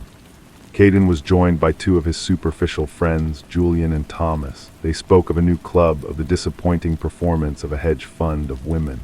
Their talk of women was particularly hollow, a recitation of physical attributes and social connections, as if discussing the specifications of a new sports car. "That actress, the one from the indie film," Julian said, swirling his wine. "I saw her last night. She is more substantial in person, not my taste." Thomas laughed, a dry, rattling sound. "Substantial is a liability, my friend. You want something sleek, fast." Caden said nothing. He was thinking of a woman from the week before, Alara. She had been a gallery assistant, all sharp angles and hungry eyes. He had taken her to a suite at the Monarch Hotel. He remembered the texture of the silk sheets against his skin, the way the city lights had painted her body in streaks of gold and shadow. He remembered the precise moment her expression had shifted from arousal to confusion, then to fear. It had been a quiet fear, a silent widening of the eyes. He had smoothed her hair back from her forehead, his touch gentle, and whispered that everything was all right, and it had been. He had left her sleeping, a thick envelope of cash on the dresser, a transaction neatly concluded. The memory was as smooth and contained as a stone in his pocket. But now the other memory, the stain, pushed back, the scent of rain and copper, a different texture, not silk, but rough concrete, a different sound, not a whimper, but a guttural, final sigh. That evening he did not go straight home. He told the driver to drop him in the old garment district, a part of the city that had been left behind by the sleek new prosperity. Here the buildings were stained with decades of grime, and the air smelled of fried food and decay. He walked, his $1,000 shoes scuffing against the cracked pavement. This was his secret ritual, his antidote to the suffocating perfection of his life. He needed to feel the city-esque grit, to be reminded of the chaos that lay beneath the gloss. He saw a man huddled in a doorway, wrapped in a filthy blanket. The man's eyes were closed, his face a roadmap of hardship. Caden stopped and looked at him. He felt a strange pull, not of compassion, but of a cold, immense curiosity. What was it like to be so completely broken, to be so utterly without consequence? He reached into his wallet, not for the folded bills, but for a single, crisp $100 note. He let it fall. It fluttered down and landed on the man's chest. The man did not stir. Caden waited, watching, his breath forming pale plumes in the chill air. He wasn't waiting for gratitude. He was waiting for something else, for a sign, for a shift in the universe. None came. He turned and walked away, the encounter leaving him emptier than before. Days bled into weeks, each a perfect replica of the last, yet the pressure of the foreign memory grew. It began to color his perceptions. The crimson slash in his apartment painting looked less like paint and more like a wound. The handshake of a rival felt like the dry touch of a bone. He started to have dreams, fragmented and soundless, of a narrow alley, a fire escape casting a cage-like shadow, and that smell, always that smell of rain and metal. He found himself seeking out darker stimuli. His casual affairs became more transactional, more brutal. He frequented underground clubs where anonymity was the only currency, where men and women in masks moved to a throbbing, relentless beat.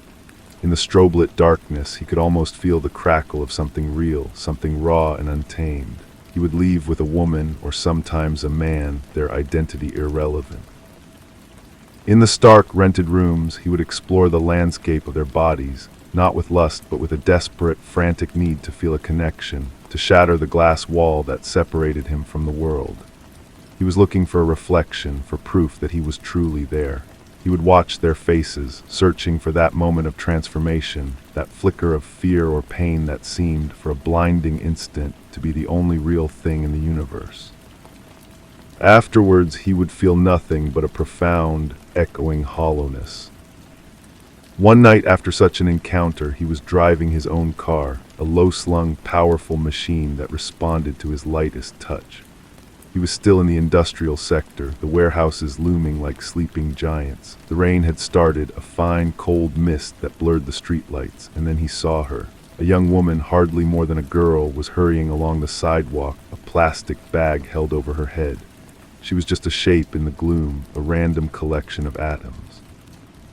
A thought, clear and imperative, entered his mind. It was not his thought. It felt like a command from a deeper, older place within him. See what happens. His foot pressed the accelerator. The engine purred. He swung the wheel, mounting the curb. The tires bumped over the concrete. The woman turned, her eyes wide, her mouth a perfect O of surprise. There was a soft, wet thud. It was not a loud sound. It was the sound of a melon dropping on a kitchen floor. The car jolted slightly. He stopped the car. The silence that followed was absolute, broken only by the whisper of the rain. He did not feel panic. He did not feel remorse. He felt a tremendous, almost religious clarity. He got out. The woman was lying twisted on the wet pavement, her bag of groceries spilled around her. A carton of milk was pouring its white contents into the gutter, mingling with the dark water. He looked down at her. Her eyes were open, staring at the sodium-lit sky with a blank finality. He knelt not to check for a pulse, but to look closer, to see. He reached out and touched her cheek. It was still warm. The stain in his memory shifted, coalesced. The scent of rain and copper was now here in this very moment. This was the memory. This was the knowledge he wasn't meant to possess. Not a single event, but a pattern, a truth about himself he had carefully walled off.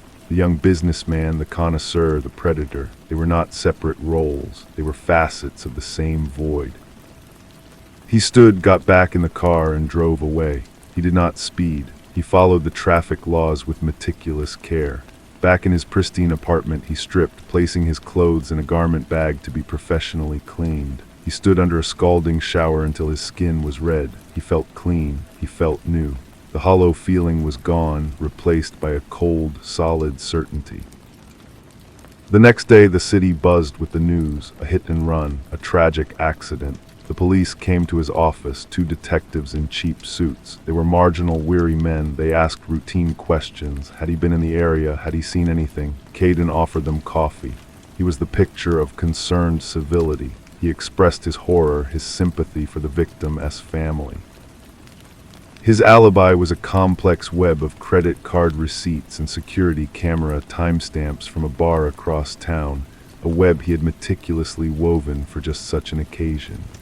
The detectives thanked him for his time and left. They were unable to expose the true horror because they were looking for a crime, not for the shape of a man's soul. Life resumed its golden rhythm, the deals, the dinners, the empty conversations, but something had changed in Caden. The frantic search was over. He was at peace. He had faced the abyss and found it was not a monster, but a mirror. Weeks later, he was walking through the lobby of his building, on his way to another evening of calculated pleasure. The marble floor was gleaming, the air scented with white lilies. A janitor was mopping a corner, his movements slow and tired. As Caden passed, his eyes of their own accord dropped to the bucket of dirty water. Floating on the surface, amid the suds and grime, was a single perfect cherry blossom petal, a delicate, impossible pink. It must have been tracked in on someone's shoe. It was beautiful and utterly out of place. Caden stopped and stared at it. The petal slowly turned in the gray water, a tiny, vibrant heart beating in the filth. He felt a strange, tight sensation in his chest, a feeling he could not name. It was not remorse, it was not fear, it was something else, something older and more profound. It was the hint of a mystery he would never solve, the ghost of a feeling he could never have.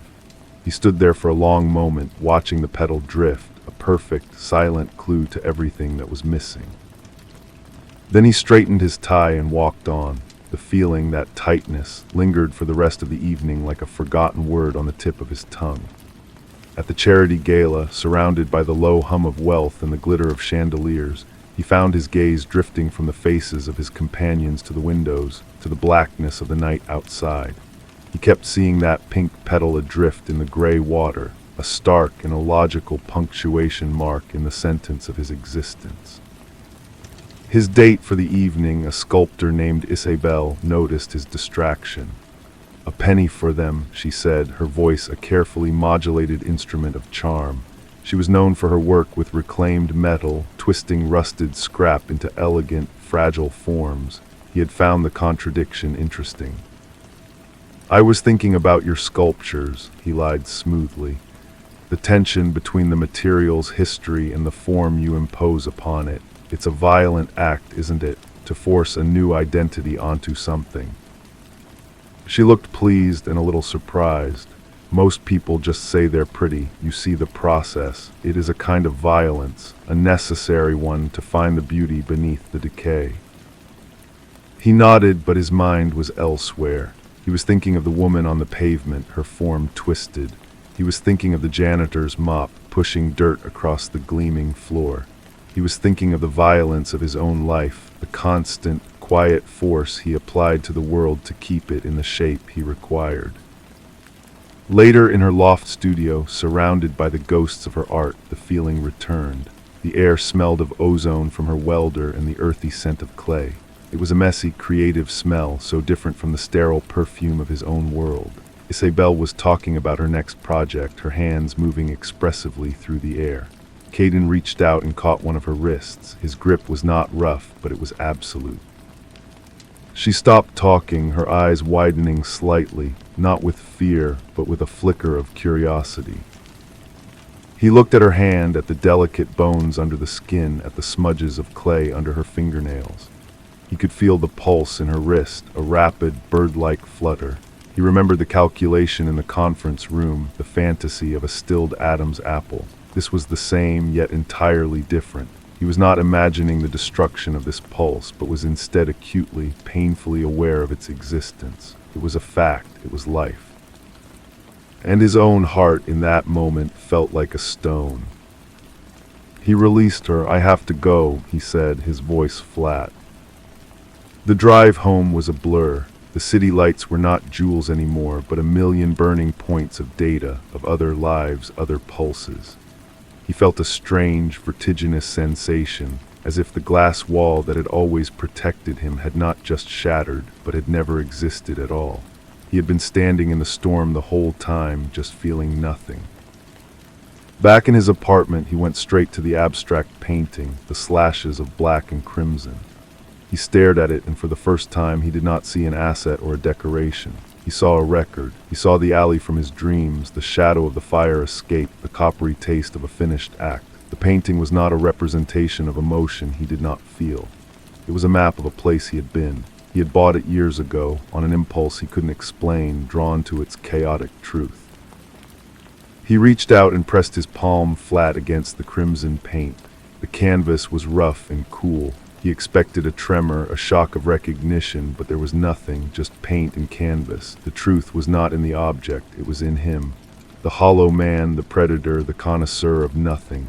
The cherry blossom petal was not a clue to a mystery, it was just a petal. Its beauty and its tragedy were entirely his own projections, the pathetic fallacy of a soul that could only experience feeling as an intellectual concept. He lowered his hand. The peace he had found after the hit and run was gone, replaced by this new, relentless awareness. He was not a man who had lost his humanity. He was a structure, elegant and complex, built upon a foundation of silence. And he understood now that the memory, the stain, was not a single event returning to haunt him. It was the foundation itself, whispering up through the floors, reminding him what he was made of. He turned from the painting and walked toward the window, toward his own reflection, ready to face another day of perfect, seamless nothing. The reflection in the window was a familiar stranger, a portrait of control. He practiced the smile he would use in the morning meeting, a brief tightening of the lips that conveyed competence without warmth. It was perfect. He went to bed and slept without dreaming. The next morning, the elevator's descent felt slower, the silence within it heavier. His driver was there, a silent sentinel. The city blur outside the window seemed less like a stream of life and more like a film reel he had seen too many times. At the office, the handshakes felt like the brushing of dry leaves. The junior partner Adam's apple bobbed, and Caden felt nothing at all, not even the clinical curiosity of before. It was just a piece of anatomy, a biological mechanism. He worked through the day with robotic efficiency. Numbers and projections flowed across his screen, and he manipulated them with the detached skill of a master playing a game of chess against a non-existent opponent. He made a call that would result in the layoffs of 200 people at a manufacturing plant in another state. He felt the power of the decision, the ripple of cause and effect, but it was an abstract concept like gravity. He did not picture the families, the lost homes, the fear. Those were just variables. That evening he found himself driving back to the industrial sector. He didn't plan it. The car seemed to navigate there of its own accord. He parked in the same area near where it had happened. The rain had washed the pavement clean. There was no stain, no sign. He got out and stood on the spot, his hands in the pockets of his overcoat. The air was cold and carried the tang of diesel and wet brick. A police cruiser slowed as it passed, the officer inside giving him a long, appraising look. Caden met his gaze, his expression one of mild, polite inquiry. The cruiser moved on. He was just a man in a fine coat, standing in the rain. He posed no threat they could understand. He drove home, the certainty of the night before now feeling like a suit that no longer fit. The peace was a lie. The clarity was a mirage. He had not solved anything. He had merely confirmed a diagnosis. He was broken in a way that could not be fixed because he lacked the very part that would register the break. Back in his apartment, he did not turn on the lights. He stood in the vast, dark space, the city-esque glow painting faint silver lines around the edges of the furniture. He looked at the painting, but it was just a dark shape now, a void on the wall. The cherry blossom petal, the woman-esque pulse, the memory of the rain and copper, they were all just echoes in an empty room. He was not a man haunted by his past. He was the haunt. He was the silence that followed the sound. And he knew with a final, chilling acceptance that this was all there would ever be. The narrative would not change. The stage was set, the play was written, and he would perform his part flawlessly until the curtain fell. He arrived at the office the next morning earlier than usual. The silence of the executive floor was a physical presence, a padded cell of his own design. He sat at his desk, the polished surface a blank slate, and waited for the day to begin. His assistant, an efficient young man named David, brought in his coffee, black, in a porcelain cup so thin it was almost translucent. David placed a single, cream-colored envelope on the desk beside the saucer. "This was hand-delivered for you, sir. The messenger said it was urgent." Caden nodded his dismissal. He did not touch the envelope immediately. He sipped his coffee, the bitterness a familiar anchor. Finally, he picked up the envelope. There was no return address. His name was written on the front in a precise, unfamiliar script. He slid it open with a silver letter opener. Inside was a photograph. It was a picture of the young woman from the hit and run. She was alive, laughing, her head thrown back. She was sitting on a park bench, sunlight dappling her hair. She looked vibrant, real. On the back of the photograph, in the same neat handwriting, were 3 words, "I saw you." He felt no panic. His heart rate did not change. He placed the photograph face down on the desk. He finished his coffee. The threat, for it was unmistakably a threat, was not a disruption. It was a new variable, an unexpected move in the game. He felt a flicker of something that was not emotion, but a heightened state of calculation. The world, which had felt so flat and predictable, had just acquired a new dimension. He placed the photograph back in the envelope and locked it in his desk drawer. The workday proceeded. He took his calls, he reviewed the contracts, he made decisions. But beneath the calm surface, his mind was churning not with fear, but with a cold, analytical focus. Someone was in the audience watching the play, and that changed everything. He did not hire a private investigator. That was a predictable move, a trail for someone to follow. Instead, he began his own quiet audit of his life. He reviewed the security footage from his building's lobby for the past week, his eyes scanning the faces of delivery men, visitors, the anonymous flow of humanity. He found nothing. The messenger was a ghost. He mentally cataloged everyone who had been in his office recently, everyone who had seen him in the days surrounding the incident. The list was long, but it was a place to start. The note changed the texture of his days. The hollow peace was gone, replaced by a constant, low-grade vigilance. He found himself studying people more intently, not as objects, but as potential adversaries. The waiter at his usual restaurant, the new security guard at the garage, the woman who always sat across from him on the subway, each was now a candidate. Each was a potential author of those 3 words. He felt a strange new connection to them, a thread of mutual awareness, however hostile. A week after the photograph arrived, a second envelope came. This time it was left with the concierge, who said a young woman in a courier's uniform had dropped it off. Inside was another picture. This one was of him. It was taken the night of the hit and run from an angle that suggested a second-story window in one of the warehouses. He was caught in the glare of his own headlights, a stark figure standing over the twisted body on the pavement. His face was calm, inquisitive. On the back again was writing, not a threat this time, but a question. Why did you stop? He felt a jolt, not of fear, but of pure, undiluted interest. This was not about blackmail. There was no demand for money, no plea for justice. This was a conversation. The person on the other end was not horrified. They were curious. They had seen his act, and they had seen him not flee in panic, but stop and observe. They had seen him kneel and touch the cheek. They had recognized a kindred spirit. That night in his apartment, he took out both photographs and laid them on his glass coffee table. The laughing girl and the man in the rain. He looked from one to the other. He felt no pity for the girl, no remorse for his action, but he felt a powerful gravitational pull toward the person who had taken the second picture. They had been there in the darkness, watching. They had seen the same thing he had felt, not a crime, but a moment of terrible, clarifying truth. He knew he would not go to the police. This was between him and his witness. He began to frequent the industrial sector more often, driving slowly down the rain-slicked streets after dark, his eyes scanning the upper windows of the derelict buildings. He was not looking for evidence to destroy. He was looking for a sign. He was waiting for a signal, for the next move in this strange, intimate dance.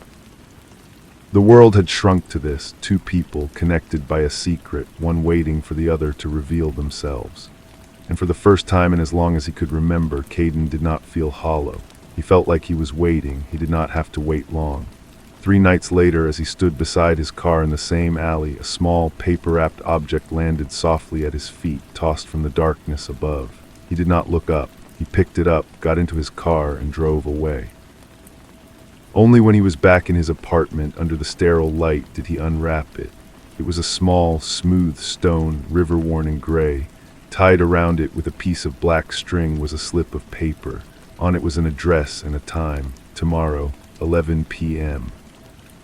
The address was for a closed-down printworks factory in a forgotten corner of the riverfront. He felt a thrill, a clean, sharp sensation that was entirely intellectual. This was the culmination. He spent the next day in a state of perfect focus. He conducted a merger negotiation with flawless precision, his mind a scalpel. He was not distracted. He was more present than he had ever been, every sense honed to a fine edge. At 10:45 p.m., he parked his car a few blocks away and walked. The factory was a hulking silhouette against the night sky, its windows boarded or broken. A heavy chain and padlock hung on the main gate, but a smaller, human-sized door set within the larger one was slightly ajar. He pushed it open and stepped inside. The air was thick with the smells of old ink, damp paper, and rust. Moonlight streamed through broken panes in the high ceiling, illuminating dust motes dancing in the beams. The cavernous space was filled with the skeletons of massive printing presses, their silent rollers and levers like the bones of prehistoric beasts. A figure stepped out from behind a press. It was a woman, slight of build, her hair a dark cap. She wore practical, dark clothing. Her face was in shadow, but he could see the glint of her eyes. "You came," she said. Her voice was calm, low, without accusation. "You knew I would," Caden replied. His own voice echoed slightly in the vast space. She moved closer into a patch of moonlight. She was older than he had expected, perhaps in her late 40s, with a sharp, intelligent face that was neither kind nor cruel. It was simply observant. "I have watched you for a long time," she said. "Not just that night, You move through the world like a scalpel. You make cuts, but you never seem to feel the blood. And you, he asked, what do you feel? I feel the need to understand, she said. She gestured around them. I used to work here. I was a typesetter. I put letters together to make words, words to make meaning. Now the meaning is gone. The machines are silent. I come here to think. She looked directly at him. Why did you stop that night? Why did you touch her face? Caden considered the question. It was the only question that mattered. I wanted to see if I could feel it, he said, the truth coming out flat and unadorned. The transition, the moment something becomes nothing. A slow smile touched her lips. It was not a pleasant smile. It was a smile of recognition. I thought so, she said. You weren't checking for a pulse. You were conducting an experiment. She took another step closer. They call it an accident, a tragedy. They need a story. But you and I, we see the truth. It's just physics, a collision of objects. One object was softer than the other. He felt a profound sense of alignment. Here, finally, was someone who did not speak in the messy, sentimental language of cause and effect, of guilt and innocence. She spoke the clean, cold language of reality. What do you want from me? He asked. Nothing, she said. I have what I want, confirmation. I knew I wasn't alone. She turned and walked back into the deeper shadows between the presses. You can go now. The conversation is over. He stood there for a moment longer, listening to the sound of her footsteps fade. Then he turned and left, stepping out of the decaying factory and back into the night. The city felt different. It was no longer a flat backdrop. It was a habitat, and he now knew he was not the only predator. There were others quieter, watching from the shadows, speaking a language only a few could understand. He walked to his car, the cold air feeling clean in his lungs. He was not cured. He was not redeemed. He was simply finally seen. The following week, a proposal for a massive corporate restructuring landed on his desk. It was his own design, a thing of brutal, elegant efficiency. It would streamline operations, maximize shareholder value, and render 1,800 employees redundant. As he read the final draft, he did not see numbers on a page. He saw the woman from the factory. He saw her nod of approval. This document was not just a business strategy. It was a statement. A continuation of their conversation. He approved the plan without a moment's hesitation. The board meeting was a formality. He presented the data, his voice a calm, unimpeachable monotone. He met the worried glances of other executives with a flat, dismissive gaze. They voted yes. The decision was made. That afternoon, he received a third envelope. This one contained no photograph. It held a single, typeset word on a crisp white card. The font was old-fashioned, reminiscent of a letterpress. It read, efficient. He locked the card in his drawer with the photographs. The word was a benediction. It was also a mirror. He saw his own reflection in it, clear and sharp. His life was no longer a performance for an unseeing audience. It was a dialogue. Every cut he made, every life he altered or ended in the course of his work was now a message in a bottle, sent out to the one person who would understand its true meaning. The hollow feeling was gone, replaced by a purpose so pure it was terrifying. He was not building a legacy. He was building a monument, one cold, hard decision at a time, and there was someone in the city who was appreciating the architecture. The layoffs were announced on a Tuesday. He did not watch the news coverage. He read the financial reports instead, analyzing the bump in the company's stock price. It was a positive market correction, a validation. That evening he drove past the Printworks factory. A single light burned in an upper window. He did not stop. He did not need to. The light was her reply. His world had bifurcated. There was the daytime world of deals and directives, of handshakes and hollow smiles. And there was the night world, a silent communion of understood truths. He began to make decisions with a new, unflinching boldness. He terminated a century-old charitable foundation the company supported, reallocating the funds to a tax-efficient offshore holding structure. The Public Relations Department drafted a careful statement about shifting philanthropic priorities. He discarded it, let them criticize. The criticism was just noise. A small framed article about the Foundation-S closure appeared on his desk one morning, placed there by David, who simply said, "I thought you should see the pushback, sir." The article quoted former beneficiaries, their words dripping with sentimental outrage. Caden read it with a detached interest, then dropped it into the shredder. That night, a small, flat package was left on the hood of his car. Inside was a vintage typesetting block, the metal letter S raised in reverse. On a slip of paper was written, "Sentiment is a flaw in the system." He kept the typeset block on his desk. It was a paperweight, a totem. He knew this could not last forever. A connection, however abstract, was a vulnerability. One night, as he prepared to leave his office, his phone buzzed. It was an unknown number. The text message was brief. "The narrative is changing. The loose thread is being pulled. Be careful." It was not her style, it was a warning. He felt the first genuine stir of something akin to alarm, not for his safety, but for the integrity of their silent project. Someone else was looking. The police, perhaps, refusing to let the hit-and-run case go completely cold. A journalist, a family member of the girl. The outside world was pressing in, demanding a story he refused to provide. He drove to the riverfront, but not to the factory. He parked near a dilapidated wharf and watched the dark water. The perfect, silent understanding was being contaminated. The thought of it ending, of returning to the seamless nothing, was suddenly intolerable. It was no longer enough to be seen. He needed to preserve the one lens through which he was visible. He pulled out his phone and replied to the number, "We need to disappear." The reply was immediate, "We already have." He understood: the factory, the notes, the meetings, these were just the opening act. The real performance was their integration back into the silence, but now as a shared silence. The next day he put in motion his own disappearance. He began liquidating certain assets, creating layers of obfuscation through a series of shell companies he had established years ago for just such a contingency. He was not fleeing, he was receding. He gave no notice at the firm. On his final day, he cleaned out his desk, placing the photographs, the card, and the medals into his briefcase. David, for the first time, looked genuinely unsettled. "Sir, is everything all right?"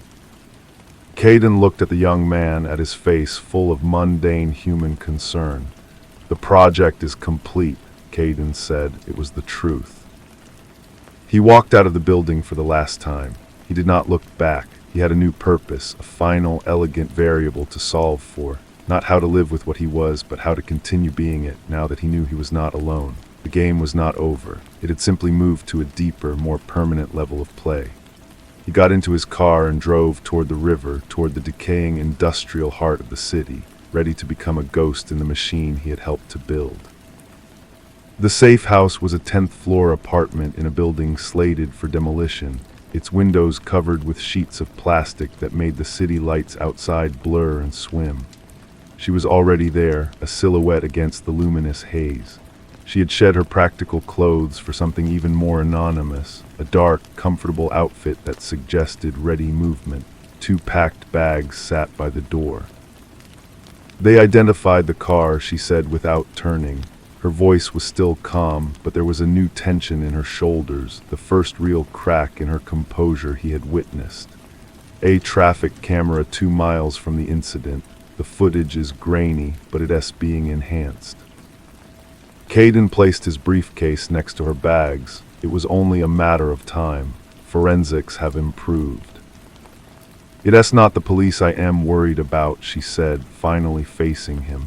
"It is the girl's brother. He is a detective, cold cases. He never believed it was a simple hit and run. He has a theory about a predator. He is the one pushing for the footage to be re-examined." This was the loose thread, not an institution, but a man with a personal, emotional drive, a variable fueled by sentiment. It was the most dangerous kind. "A destination?" Caden asked. "Several. The first is a port. The second is a country with no extradition. The third does not exist on any map we know." She handed him a passport, a driver's license, a credit card.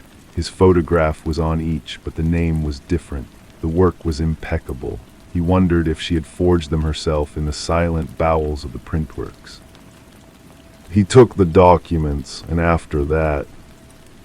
Then we see, she said, the experiment continues, just under new parameters. They left the apartment an hour before dawn, abandoning their bags and taking only the essentials in 2 small backpacks. They did not take his car. They walked to a prearranged location where a nondescript sedan was waiting, keys tucked above the visor.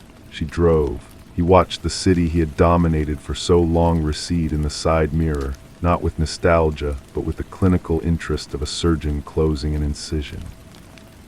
They drove for 2 days, switching vehicles once, paying for everything with cash. They spoke little. There was no need. Their understanding was operational, a shared focus on the mechanics of vanishing. He found a strange comfort in her competence. It was like watching a flawless piece of machinery operate. On the evening of the 2nd day, they reached the port city. It was a place of rain-slicked streets and the smell of salt and diesel fuel. Their freighter was due to leave with the tide at midnight. They waited in a cramped room overlooking the docks, watching the cranes move against a bruised purple sky. She broke the long silence. His name is Leo, the brother. He has her eyes. Caden looked at her. She was staring out the window, her profile sharp. "You've been watching him," he stated.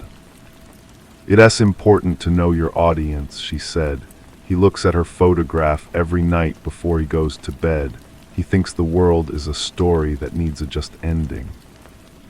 "And we are the proof that it isn't," Caden replied. She nodded almost to herself, yes. Later, as they walked through the fog-shrouded docks toward the looming shadow of their ship, a figure emerged from behind a stack of containers. He was a tall man, his coat collar turned up against the damp. He didn't pull a weapon. He just stood there, blocking their path, his gaze locked on Caden. He had the same dark, lively eyes as the girl in the photograph. "I knew you wouldn't just be one," Leo said, his voice raw with a cold, controlled fury. He looked at the woman and a profound hurt crossed his face. "And you, I checked the old employee records. You were there that night. You were always there. You saw it happen. You watched." He took a step forward. "Why?" The woman didn't answer. She simply looked at him, her expression one of pure, unadorned analysis. Caden understood then that her curiosity that night had been as absolute as his own. She had not witnessed a crime. She had witnessed a phenomenon. Leo's hand went to his hip, where a gun was holstered. The world seemed to slow, condensing to this single point on the wet asphalt. Caden felt no fear, only a slight annoyance at the inelegant interruption of their exit. Before Leo could speak again or draw his weapon, the woman moved. It was not a dramatic motion. She simply stepped in front of Caden, not to protect him, but to position herself. She looked directly at Leo, her head tilted. "You want a reason," she said, her voice cutting through the fog. "There isn't one. There is only cause and effect. Your sister was the effect. Now you are the cause. What will the effect of you be?" The question hung in the air, so stark and inhuman that it seemed to paralyze Leo for a crucial second. His face crumpled from anger into a confusion so deep it was agony. In that second, Caden acted. It was not a fight. It was the correction of an error. He stepped around the woman, his movement economical and precise. He did not throw a punch. He applied pressure to a point on Leo's neck, a trick he had learned long ago and never had cause to use. The detective folded silently to the ground, unconscious. They left him there in the fog, a man who believed in stories, defeated by a truth he could not comprehend. They boarded the freighter and stood at the rail as it pulled away from the dock. The land disappeared into the darkness and the mist. There was no one left to watch them, no one left to understand. There was only the deep, dark water ahead and the silent, perfect understanding between them. The experiment was, indeed, continuing. The ship was a world of its own, a steel island governed by the rumble of engines and the rhythm of the sea. Their cabin was small, functional, a metal box that offered no comfort and demanded none. It was perfect. For the first few days, they spoke only of practicalities, of the new identities they would assume upon landing, of the funds that were being moved through a labyrinth of digital channels. Their past lives were like pages ripped from a book and cast into the wake behind them. He learned her name was Alara, though he knew it was as temporary as his own new name, Kale. She had been a typesetter, yes, but also a programmer, a forger, a student of systems and how to break them. She had seen the world as a series of interconnected, flawed machines long before that night. The hit and run had not shocked her. It had fascinated her. It was a perfect, unscripted moment of systemic failure, and he was its agent. Their connection was not emotional. It was a convergence. They spent hours in the cabin, talking in the clean, sparse language they both understood. They deconstructed their own psyches with the dispassionate interest of scientists examining specimens. They discussed the nature of empathy not as a virtue, but as a biological glitch, a piece of faulty wiring that led to irrational choices. They were honing each other, polishing their shared worldview until it was a mirror. When they disembarked in a city of blinding white stone and searing blue sky, they were no longer Caden and Alara. They were Kale and Iris, investors interested in emerging markets.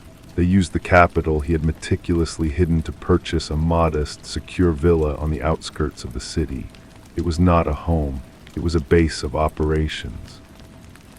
The work began again, but it was different. They were not manipulating a single corporation. They were targeting systems. Using her skill with digital infrastructure and his understanding of financial leverage, they began to make small, precise interventions. They would identify a vulnerable node in a supply chain, a fragile regional bank, and apply pressure. They did not do it for profit, though profit was a byproduct. They did it to observe the cascade. They were studying the physics of collapse. They received a message 6 months in. It came through an encrypted channel Alara had left dormant. It was from a colleague of Leo's. The message was simple. Leo had taken a leave of absence. He was a broken man. He had stopped looking for them. He had started looking for answers he would never find. Alara read the message aloud, her voice flat. She then deleted it and scrubbed the channel. "The variable has been neutralized," she said. Kale nodded. It was the expected outcome. Sentiment was a weakness that always led to failure. That night they stood on their terrace, looking down at the city lights sparkling like a circuit board. The air was warm and carried the scent of jasmine. It was a pleasant scent, but it registered to him only as data. He felt her hand, cool and dry, slip into his. It was not a gesture of affection. It was a calibration, a physical acknowledgement of their synchronized existence. "We are the only real things," she said, her gaze fixed on the city below. "Everything else is just noise waiting to be silenced." He squeezed her hand once, a confirmation. They were a binary system, two dark stars orbiting a shared center of gravity, their existence defined only by their effect on the void around them. There was no future to plan for, no past to regret. There was only the perpetual, silent, and beautifully efficient present. He looked at their joined hands, then back at the city. Noise, he repeated, the word a final verdict. It was the principle that now governed everything. The cries of the laid-off workers, the confusion of the shareholders during the restructuring, the raw pain in Leo's voice, all of it was just static, the meaningless byproduct of their actions. Their work grew more ambitious. They identified a small, politically unstable nation whose economy was tethered to a single, state-controlled resource. They spent months quietly acquiring debt, manipulating currency exchanges, and funding minor dissident groups through a dozen cutouts. They were not interested in a coup. They were interested in the moment of critical mass when the entire structure would buckle under its own weight. The day the government defaulted and the riots began, they watched the news feeds on a bank of monitors, their faces illuminated by the flickering images of chaos. They did not cheer, they took notes. A year bled into 2. Their identities became more layered, more secure. Their villa was a fortress of data and silence. They never entertained, they never made friends. Their existence was a closed loop, a perfect circuit. One evening, as he reviewed the cascading failure of a major retail chain they had subtly undermined, he felt a strange sensation. It was a flicker, a ghost of a feeling from a life he had almost forgot. He recognized it with clinical detachment as boredom. He found her in the garden, staring at a single, perfect white flower on a thorny bush. "The outcomes are becoming predictable," he said. She did not look up. "The systems are simpler than we anticipated. Their failure modes are repetitive." "We need a new variable," he stated. She plucked the flower, held it for a moment, and then crushed it in her palm. "Ourselves." The proposal was radical. They would turn their methods inward on their own partnership. They would create a scenario with two opposing objectives, a zero-sum game where one's gain was the other's loss. They would pit their intellects against each other to see if their philosophy of ruthless efficiency could survive a personal conflict. The rules were simple, no physical harm, and the game would only end when one of them conceded defeat. He chose the financial sector of their host country as his domain. She chose its digital infrastructure. The goal was control. He began a slow, deliberate campaign to corner the market on several key commodities, aiming to create a debt spiral that would force the government to cede economic oversight to a private entity he would control. She, in turn, began weaving a botnet from millions of vulnerable devices, planning a series of cascading blackouts and data wipes that would demonstrate the state's impotence and create a power vacuum for her to fill. For months they worked in the same house, sharing meals and a bed, while secretly orchestrating forces designed to undermine the other. It was the most intellectually stimulating period of his life. He would notice a subtle shift in network latency and know she was testing her tools. She would see an anomalous trade in a minor currency and know he was laying a trap. They were speaking a language of attack and counterattack, their shared home the silent epicenter of a coming storm. The tension in the city was palpable. The government was scrambling, sensing invisible enemies on all fronts but unable to find them. He knew he was close to achieving his objective when she walked into his study one night. Her face was pale, a rare display of something he could only classify as system shock. "Leo is dead," she said. He looked up from his screens. "How?" "Suicide." He left a note. It said he finally understood the story. He said it was about nothing.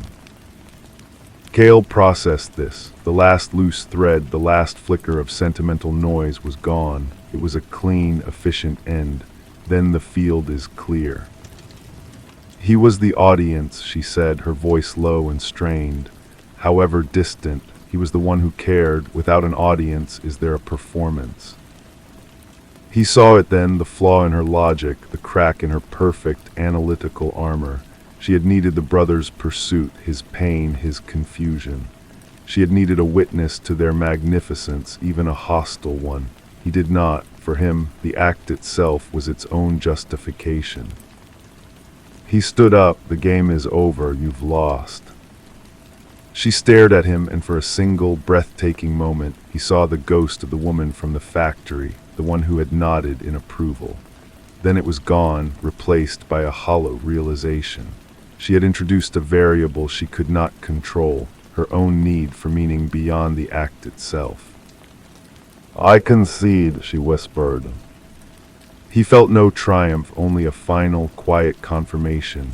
He was the more efficient system. He had purged the last vestige of sentiment. He was alone again, but this time the solitude was not hollow. It was absolute. It was perfect. He turned back to his screens, to the beautiful, unfolding chaos he had created. The world was waiting to be silenced. Story 4. The first thing I noticed was the door. It was wrong. Not wrong in a way you'd see if you were just walking by, but wrong in the way a single, sour note is wrong in a familiar song. Deborah's apartment door, a slab of painted oak I'd opened 100 times, now seemed to sit differently in its frame. The gap on the hinge side was a sliver wider than I remembered, a hairline fracture of darkness where before there had been only a tight, even seam.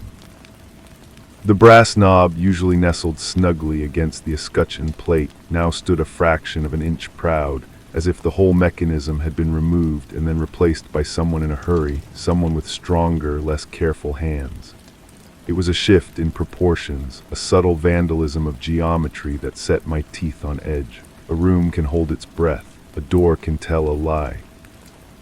I let myself in. The silence inside was a physical presence, thick and cold. It had been 6 months since ID last stood in this space, 6 months since she told me it was over, her voice as calm and final as a stone dropping into a deep well. I hadn't fought it. You don't fight gravity, you just fall. Her brother, a nervous man with the eyes of a cornered rabbit, had called me 3 days ago. Deborah was missing, not a note, not a call. Just an empty apartment and a boss at the art gallery who said she hadn't shown up for work. He couldn't go to the police, he said. There were family matters, delicate matters. He used my name like a secret password, said she told him once if anything ever happened, if things ever went dark, I was the only one who knew how to see in the dark. He was wrong. I just knew how to navigate the shadows. There's a difference. The air smelled of dust and the faint, ghostly echo of her perfume, something with jasmine in it. Underneath that, something else.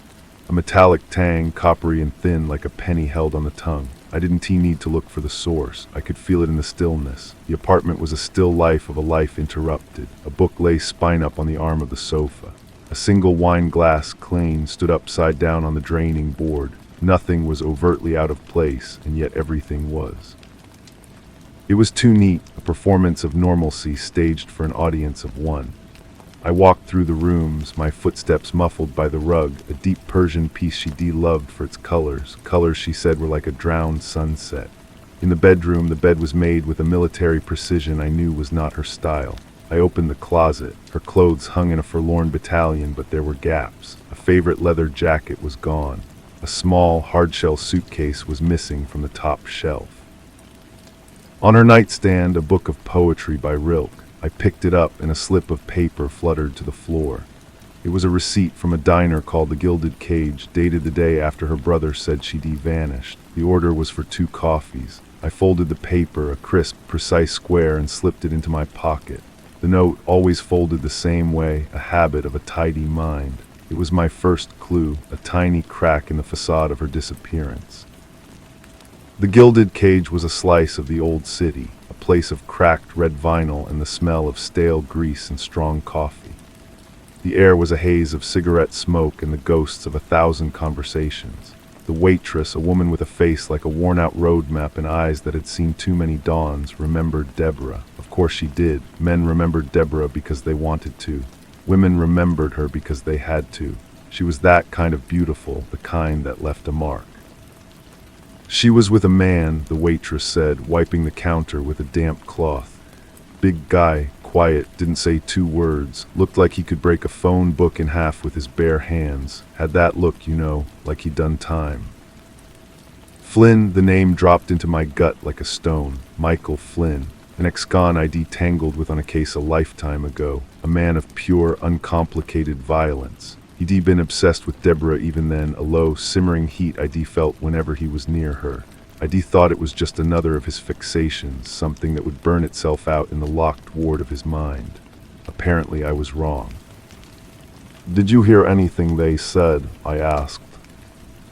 The waitress shook her head, then paused. He paid, left a tip. When he stood up, he dropped something, a matchbook. She picked it up, handed it back to him. He took it, but he looked at her like she'd handed him a key to a prison cell. It was a weird moment, stuck with me.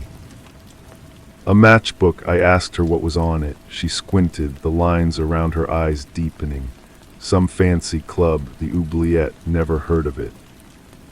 The Oubliette was a place where money went to be quiet. A basement club under the management of a man named Derek, a man who made his living as a link between the world of respectable wealth and the world of things that happened in the dark. It was a place to be forgotten, an oubliette. That night I descended the narrow staircase, the sound of a jazz trumpet bleeding up from below, a mournful, smoky sound. The air changed, becoming cool and damp, smelling of spilled whiskey and expensive perfume. The club was a long, low room, all dark wood and dim, golden light. Derek held court at the far end of the bar, a slender man in a perfectly tailored suit, his hair silvered at the temples, his eyes missing nothing. "Greg," he said, his voice a soft purr, "it's been a while. I heard you'd retired from the world's problems." Just taking a sabbatical, I said, sliding onto a stool. I'm looking for Deborah. His smile was a practiced, minimal thing. A lot of men are, I imagine. This is different. She's missing, and she was seen with Michael Flynn. The name landed between us. Derek S.'s smile didn't falter, but something in his eyes shut down, like a shop closing for the night. Flynn is a dangerous associate, a man of simple appetites and complex resentments. I would advise you to find another hobby. I'm not here for a hobby. I'm here for a woman. Sometimes, he said, signaling the bartender for 2 glasses of bourbon, they are the same thing. He pushed 1 glass toward me. Flynn has fallen in with new friends, ambitious friends. He runs errands for Hugh Pascal these days. You remember Hugh? I did. Hugh Pascal was a gangster whose cruelty was a thing of legend, a man who had turned violence into a balance sheet. He operated from a suite of offices in a gleaming tower, his crimes laundered as clean as his shirts. If Flynn was working for Hugh, then Deborah was in a different kind of danger altogether. Not just the danger of one man's obsession, but the grinding machinery of organized crime. Where does Flynn hole up? I asked. Derek took a slow sip of his bourbon. He has a room above a boxing gym in the Riverfront District, a place called the Final Bell, but Greg, tread lightly. Hugh Pascal does not like people stepping on his shadow, and he has friends in low places and in high ones. The riverfront was the city's bruised kidney, a district of crumbling warehouses and forgotten streets. The smell of the river, a thick, wet stink of algae and diesel, lay over everything. The Final Bell was a squat brick building with a neon sign that buzzed and sputtered, half its letters dead. The stairs to the rooms above were rickety, the wood groaning under my weight. The hallway was narrow, too narrow, the walls pressing in, the ceiling too low. I felt the same disquiet I had at Deborah's door, a sense of spatial wrongness. Flynn's door was the last one on the left. It was unlocked.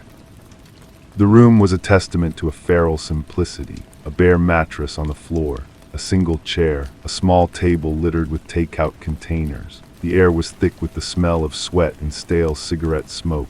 And there on the floor by the mattress was a single pearl earring. I recognized it. It was one of a pair I'd given Deborah for her birthday. I picked it up, the cool, smooth surface, a tiny planet of evidence in my palm. He had her, or he had had her. I searched the room. In a crack between the floorboards I found it, a matchbook from the oubliette, and tucked inside a photograph, folded and refolded so many times the creases were soft as cloth. It was a picture of Deborah laughing, taken from a distance with a long lens. On the back, in a tight, angry scrawl, was written, "Mine, always." The footsteps echoing once more in the narrow hall came too late. The door crashed open and filled the frame with a man. Flynn. He was bigger than I remembered, a mountain of muscle and rage stuffed into a cheap leather jacket. His face was a collection of hard planes and old scars, his eyes 2 chips of flint. "Knew you'd come sniffin'," he growled, his voice a low rumble. "She told me you would. You always thought you were so smart." "Where is she, Flynn?" He took a step into the room and the space seemed to shrink further. "She's where she belongs, away from you, away from all the phonies and the users. She finally sees it. She sees me." "This doesn't look like belonging," I said, holding up the earring. "This looks like taking." His face darkened. "You don't know anything. It was a mess, a goddamn mess. They were using her, that family of hers with their clean hands and their dirty money. Hugh, all of them. I got her out." "Out of where? Into this." I gestured at the squalor around us. He lunged. It wasn't a punch, it was a tidal wave of force. I sidestepped, but he was faster than he looked, his fist grazing my temple, sending a shower of sparks across my vision. I drove an elbow into his ribs, feeling the solid thud of impact. He grunted but didn't slow, wrapping his arms around me and driving me back into the wall. Plaster dust rained down. I could smell his breath, sour with coffee and hatred. He was trying to crush me, to squeeze the life out of me in that small, tight space. I brought my knee up hard, and he loosened his grip just enough for me to twist free. I didn't want to fight him. I wanted answers. I slammed his head against the wall once, twice. He staggered, his eyes losing focus for a second. "Where is she, Flynn?" I snarled, my voice tight. He smiled then, a bloody, broken thing. "She's a ghost, and you're chasing echoes." He came at me again, a wild, swinging blow that I ducked under. I hit him, a clean, hard shot to the jaw. He went down like a felled tree, his head cracking against the leg of the table. He didn't move. I stood there, breathing hard, the metallic scent of blood now mixing with the other smells in the room. I searched his pockets, a roll of cash, a switchblade, and a key, not to this room. It was a fancy key, brass and modern, with a triangular bow, a key to a nice place, a respectable place. It took me 2 days to find the lock that key fit. It was a storage unit on the outskirts of the city, a place called Secure Life Storage, a bland beige complex that promised discretion. The unit was climate controlled. When I rolled up the door, the cold, dry air sighed out. There was no body, no Deborah. Instead, there were paintings, dozens of them leaning against the walls. They were all of her. Deborah on a park bench, Deborah looking out a window, Deborah sleeping. The style was skilled, obsessive, the brushwork capturing every nuance of her face, her light, her life. But in all of them there was something wrong, a shadow where there shouldn't be one, a slight distortion in the perspective, a shift in proportions that made her seem trapped within the canvas. They were beautiful and horrifying, a shrine built by a madman. In the corner, wrapped in brown paper, was a ledger. I opened it. It wasn't a record of art sales. It was a record of payoffs, of money laundered through the gallery where Deborah worked. The entries were coded, but the amounts were large, and next to several of them initials: H.P. Hugh Pascal, J.R. Jard Ralston. I knew that name. Detective Jard Ralston, a corrupt cop, the symbol of collusion. Deborah hadn't just been an employee, she'd been the bookkeeper. She knew where the bodies were buried because she'd helped dig the financial graves. Pieces were starting to click into place, a monstrous puzzle. Her wealthy family, their reputation, everything were likely involved, their clean money needing a dirty wash. Hugh Pascal provided the service. Jard Ralston provided the protection. And Deborah, perhaps out of family loyalty, perhaps under duress, had kept the books, but something had spooked her. She'd tried to get out. And she turned to the one man she thought was powerful enough to protect her from Hugh Pascal, Michael Flynn. A fatal miscalculation. She traded one kind of prison for another. I needed to talk to the family. The Langdon estate was a fortress of old money, set back from the road behind a high stone wall. The house was a Georgian masterpiece, every brick in place, every window gleaming. It was a lie made of mortar and money. I was received in a drawing room that felt more like a museum, all antique furniture and portraits of stern-faced ancestors. Deborah's father, Charles Langdon, was a man carved from ice, his handshake firm and cold. Her mother, Eleanor, was a nervous sparrow of a woman, her eyes darting everywhere but at me. "We appreciate your concern, Mr. Stone," Charles Langdon said, his voice echoing slightly in the vast room. "But we have the situation in hand. The police are involved." "Detective Ralston, I assume," I said. His eyes flickered. "Yes, a good man. He assures us he is doing everything he can." "I'm sure he is," I said, "doing everything he can to make sure this all goes away quietly. Your daughter was involved with some very dangerous people, Hugh Pascal. She was laundering money for him through the gallery." Eleanor Langdon let out a small, choked sound. Charles' face tightened. "That is a grotesque slander. My daughter was a curator, an artist." "She was a key," I said, "and someone lost her or threw her away. Where is she?" "We don't know," Eleanor cried out, her composure breaking.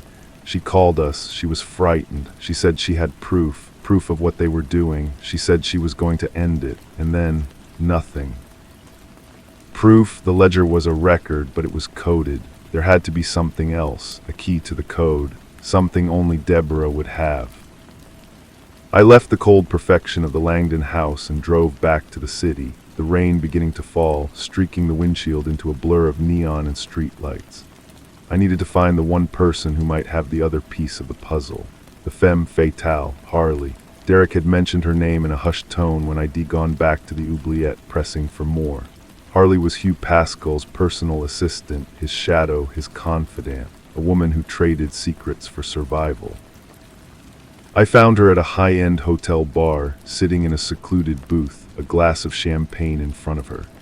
She was stunning, the kind of woman who made you forget your own name. Her hair was the color of dark honey, her eyes a knowing, liquid brown. She wore a black dress that clung to her like a second skin. "Greg Stone," she said as I slid into the booth opposite her. Her voice was a low, smoky caress. "I've heard stories. They said you were a knight in tarnished armor." "The armor's mostly rust now," I said. "I'm looking for Deborah Langdon." Her smile was a dangerous, beautiful thing. "Aren't we all?" Hugh is quite agitated. She took something from him, not money, something more valuable, leverage.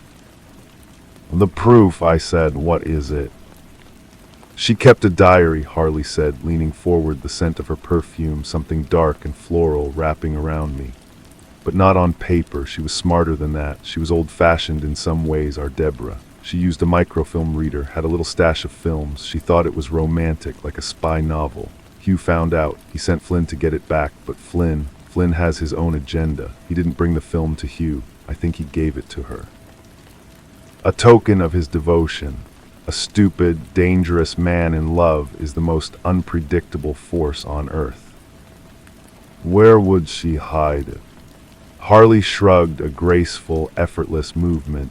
Something sentimental, something you would have given her, something she kept close. "The book, the Rilke," I stood up. "Be careful, Knight," she whispered. "Hugh knows you're close, and he doesn't like loose ends." I drove back to Deborah's apartment, the rain now a steady downpour. The sense of spatial wrongness was stronger than ever. The door still sat wrong in its frame. I went straight to the bedroom, to the nightstand, and picked up the Rilke. I thumbed through the pages, nothing. I felt the cover, the spine. It was a small, leather-bound edition. My fingers found a slight bulge in the back cover, a subtle stiffness. I took my pocket knife and carefully slit the leather along the edge. Inside, nestled against the board, was a single, small strip of microfilm. I drove to the public library, to the dusty, silent room where they kept the old microfilm readers. I threaded the film into the machine and turned it on. The screen glowed to life. It wasn't a diary. It was a list of shell companies, bank account numbers in the Cayman Islands, and photographs. Photographs of Hugh Pascal meeting with Jard Ralston. Photographs of documents with the Langdon family seal. And one photograph, grainy but clear, of a body being buried in a shallow grave in the woods. The body was a man I recognized, a small-time accountant who had been asking too many questions about the gallery. Deborah hadn't just been keeping the books, she'd been collecting insurance. The door to the microfilm room opened. I didn't need to turn around. I could see his reflection in the dark screen of the machine next to me. Detective Jard Ralston. He was a big man going soft in the middle, with a pleasant, forgettable face that hid a core of pure rot. "Stone," he said, his voice conversational. "You have a talent for being in the wrong place at the wrong time." "I have a talent for finding the truth," I said, my hand moving slowly toward the gun under my jacket. "The truth is a flexible thing," he said. "It's whatever the people in charge say it is, and right now I'm in charge. Give me the film." "It's over, Ralston. Hugh Pascal is finished. The Langdons are finished. You're finished." He laughed, a short, ugly sound. "You really believe that, don't you? People like us, we don't get finished. We just get reassigned. Now the film." I turned. He had his service weapon pointed at me, steady as a rock. His eyes were flat and dead. "Hugh wants to thank you, by the way. You led us right to Flynn. He won't be bothering anyone ever again. A tragic suicide in his cell. And soon we'll find Deborah's body. A tragic end for a troubled girl. The case will be closed, neat and tidy." He took a step forward. I saw his finger tighten on the trigger. There was no negotiation here, no deal to be made. This was the end of the line. I threw myself to the side as the shot roared in the small room, the sound deafening. The bullet sparked off the microfilm reader. I came up firing 2 quick shots. The first took him in the shoulder, spinning him around. The second caught him in the chest. He fell back against a card catalog, a look of profound surprise on his face, and then slid to the floor, leaving a dark smear on the wooden drawers. I stood there, the gun smoke acrid in my nose, the ringing in my ears slowly subsiding. I walked over to him. He was dead. I took the microfilm from the machine and pocketed it. I looked down at the corrupt cop, the symbol of the disease, and felt nothing. No triumph, no satisfaction, just a cold, hollow emptiness. I used a payphone to make an anonymous call to the newspaper, telling them where to find a story that would blow the city wide open. Then I went to the only place I had left, the woods from the photograph on the microfilm. It took me most of the night to find the spot, the rain washing away the world, turning everything to mud and shadows. I dug with my hands, the cold, wet earth clinging to my fingers. I didn't find the accountant's body. They must have moved it, but I found something else.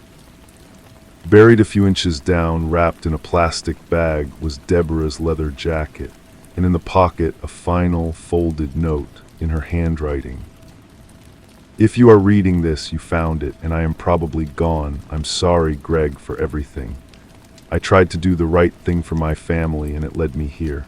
Flynn thinks he's saving me. He's just another jailer. Hugh will never stop. The truth is a ghost, and I am just another echo. Don't follow me any further.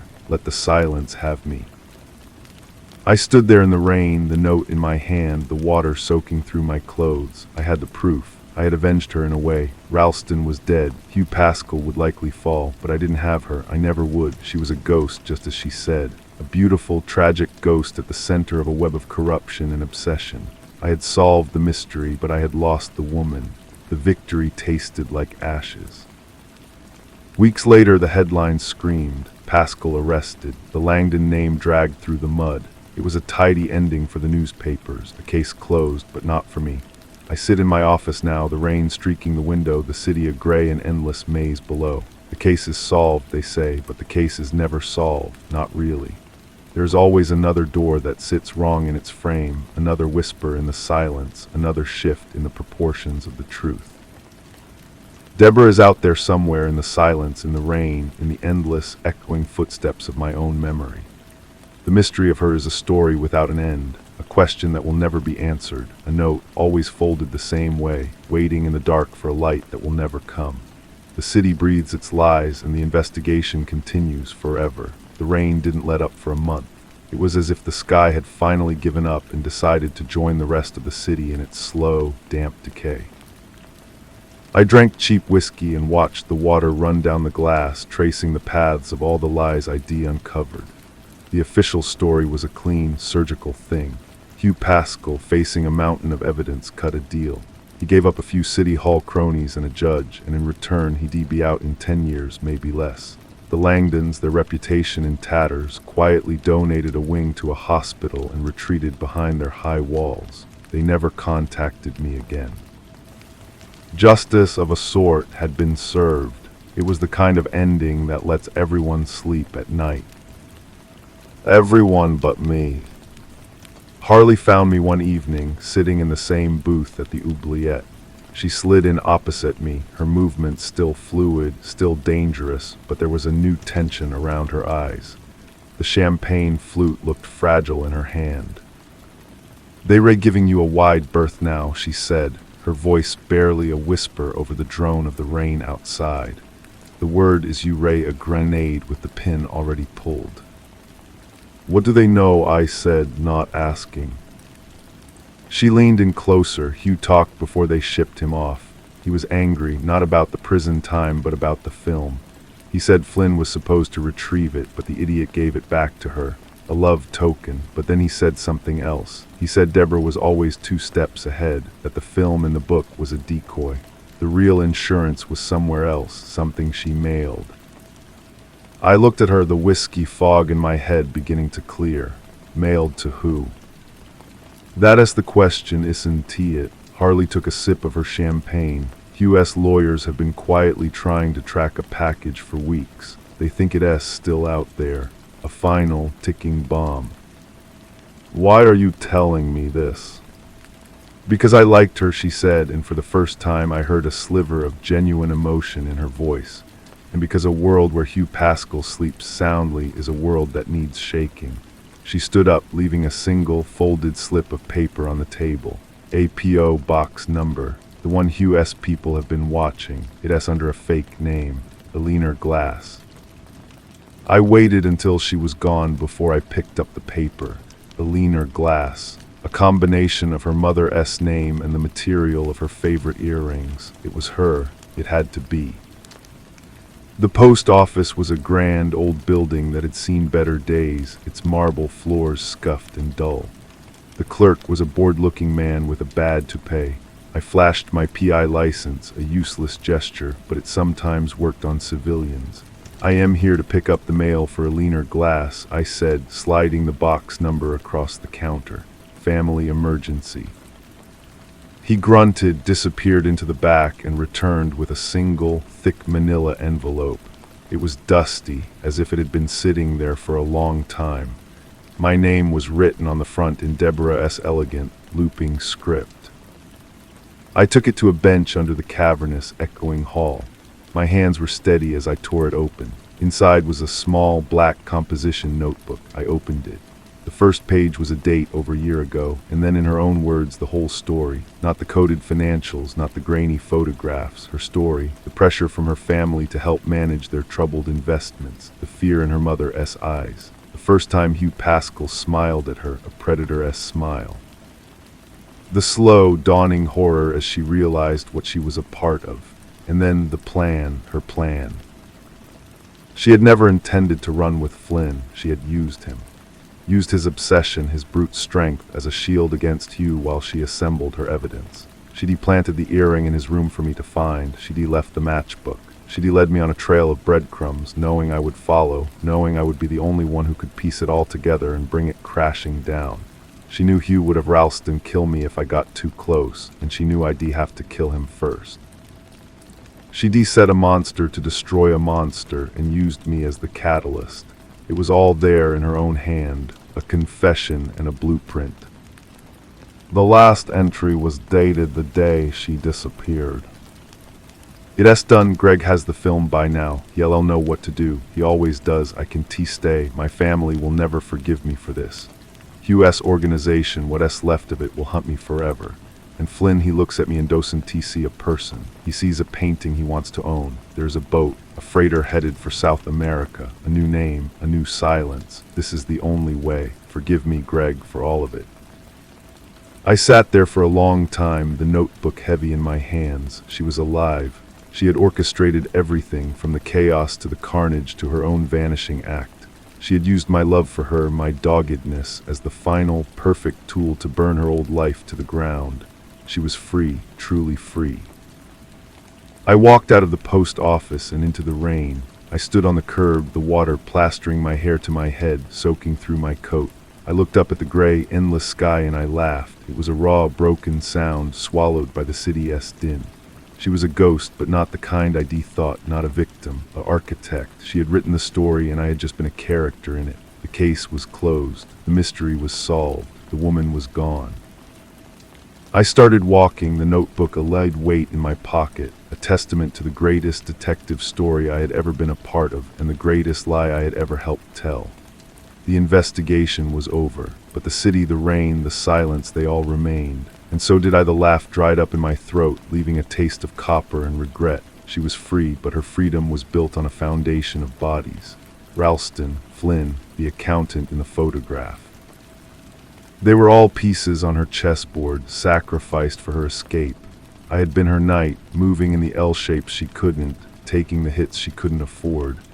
The notebook in my pocket felt less like a revelation and more like an indictment. I couldn't go back to the office. The four walls would feel like a cell.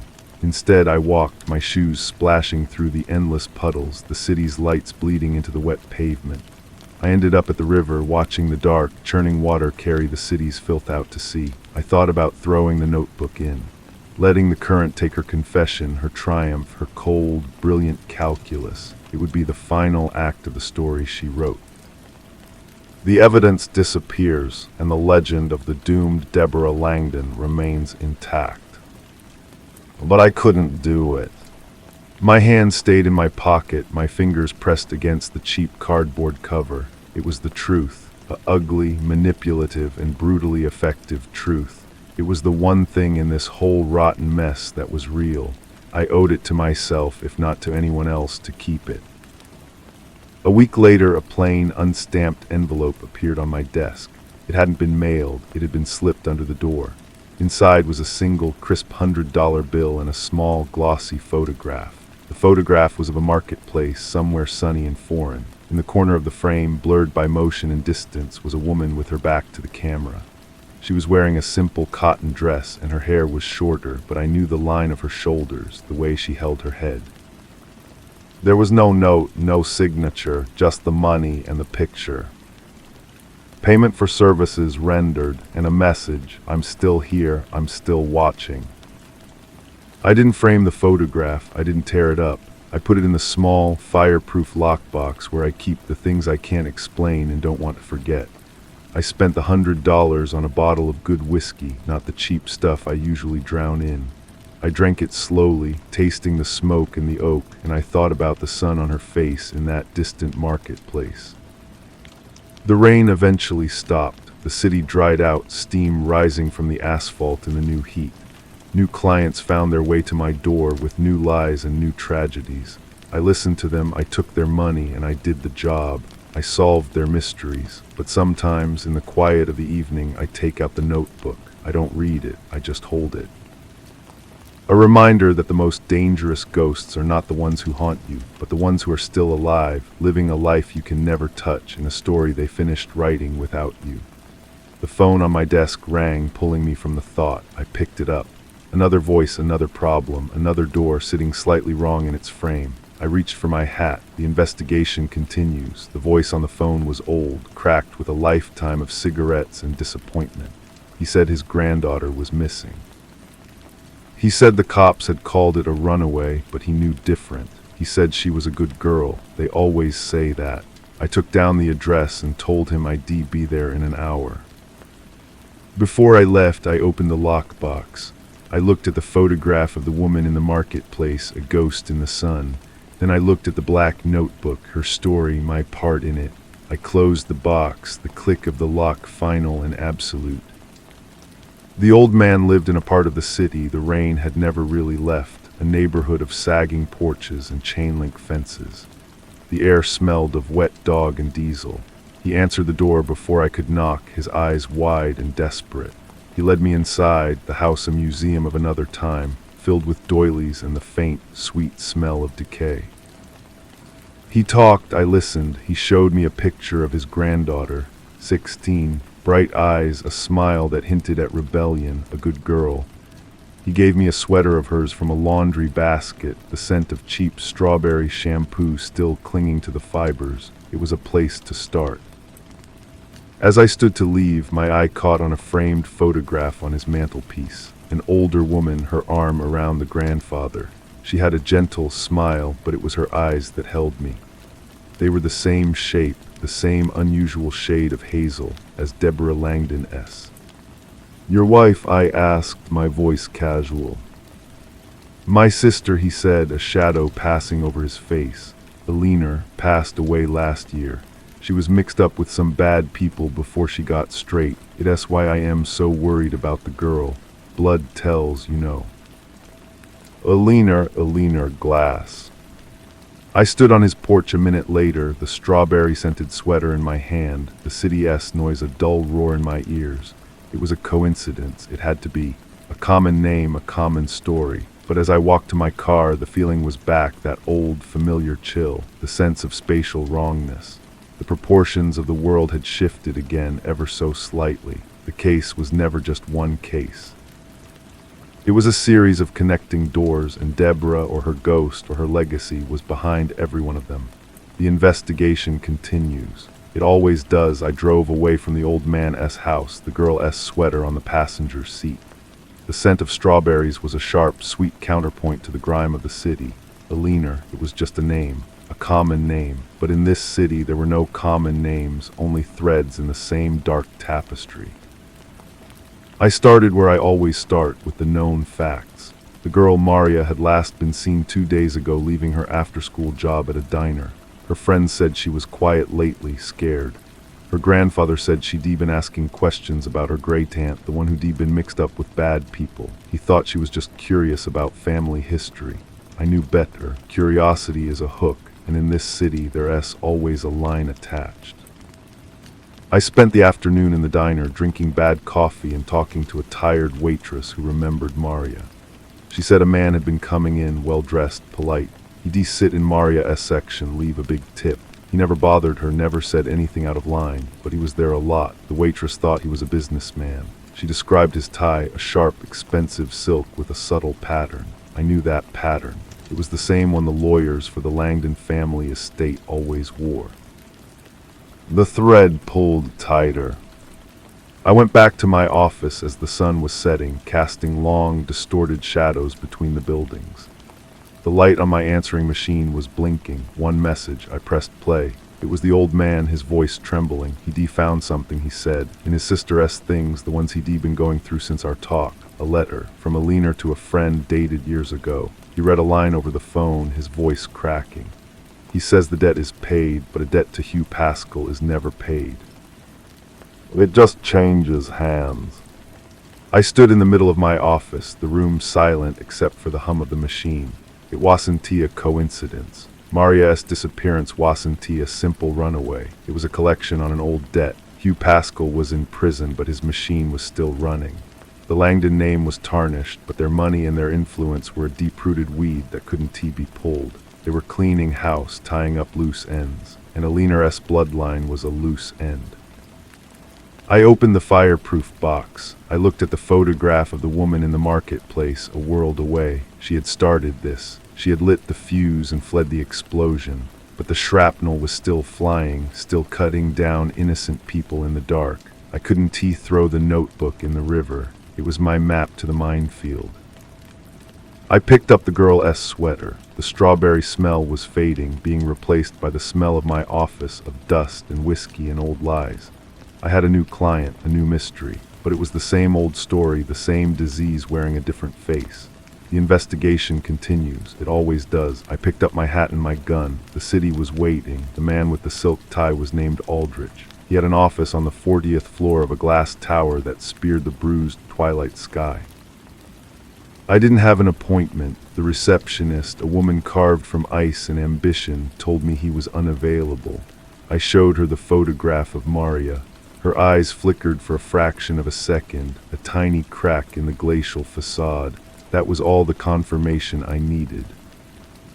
I took the stairs, not all 40 floors, just enough to find a service entrance, a hallway for the help. It led to a kitchenette where Aldrich's personal assistant was fixing a cup of tea.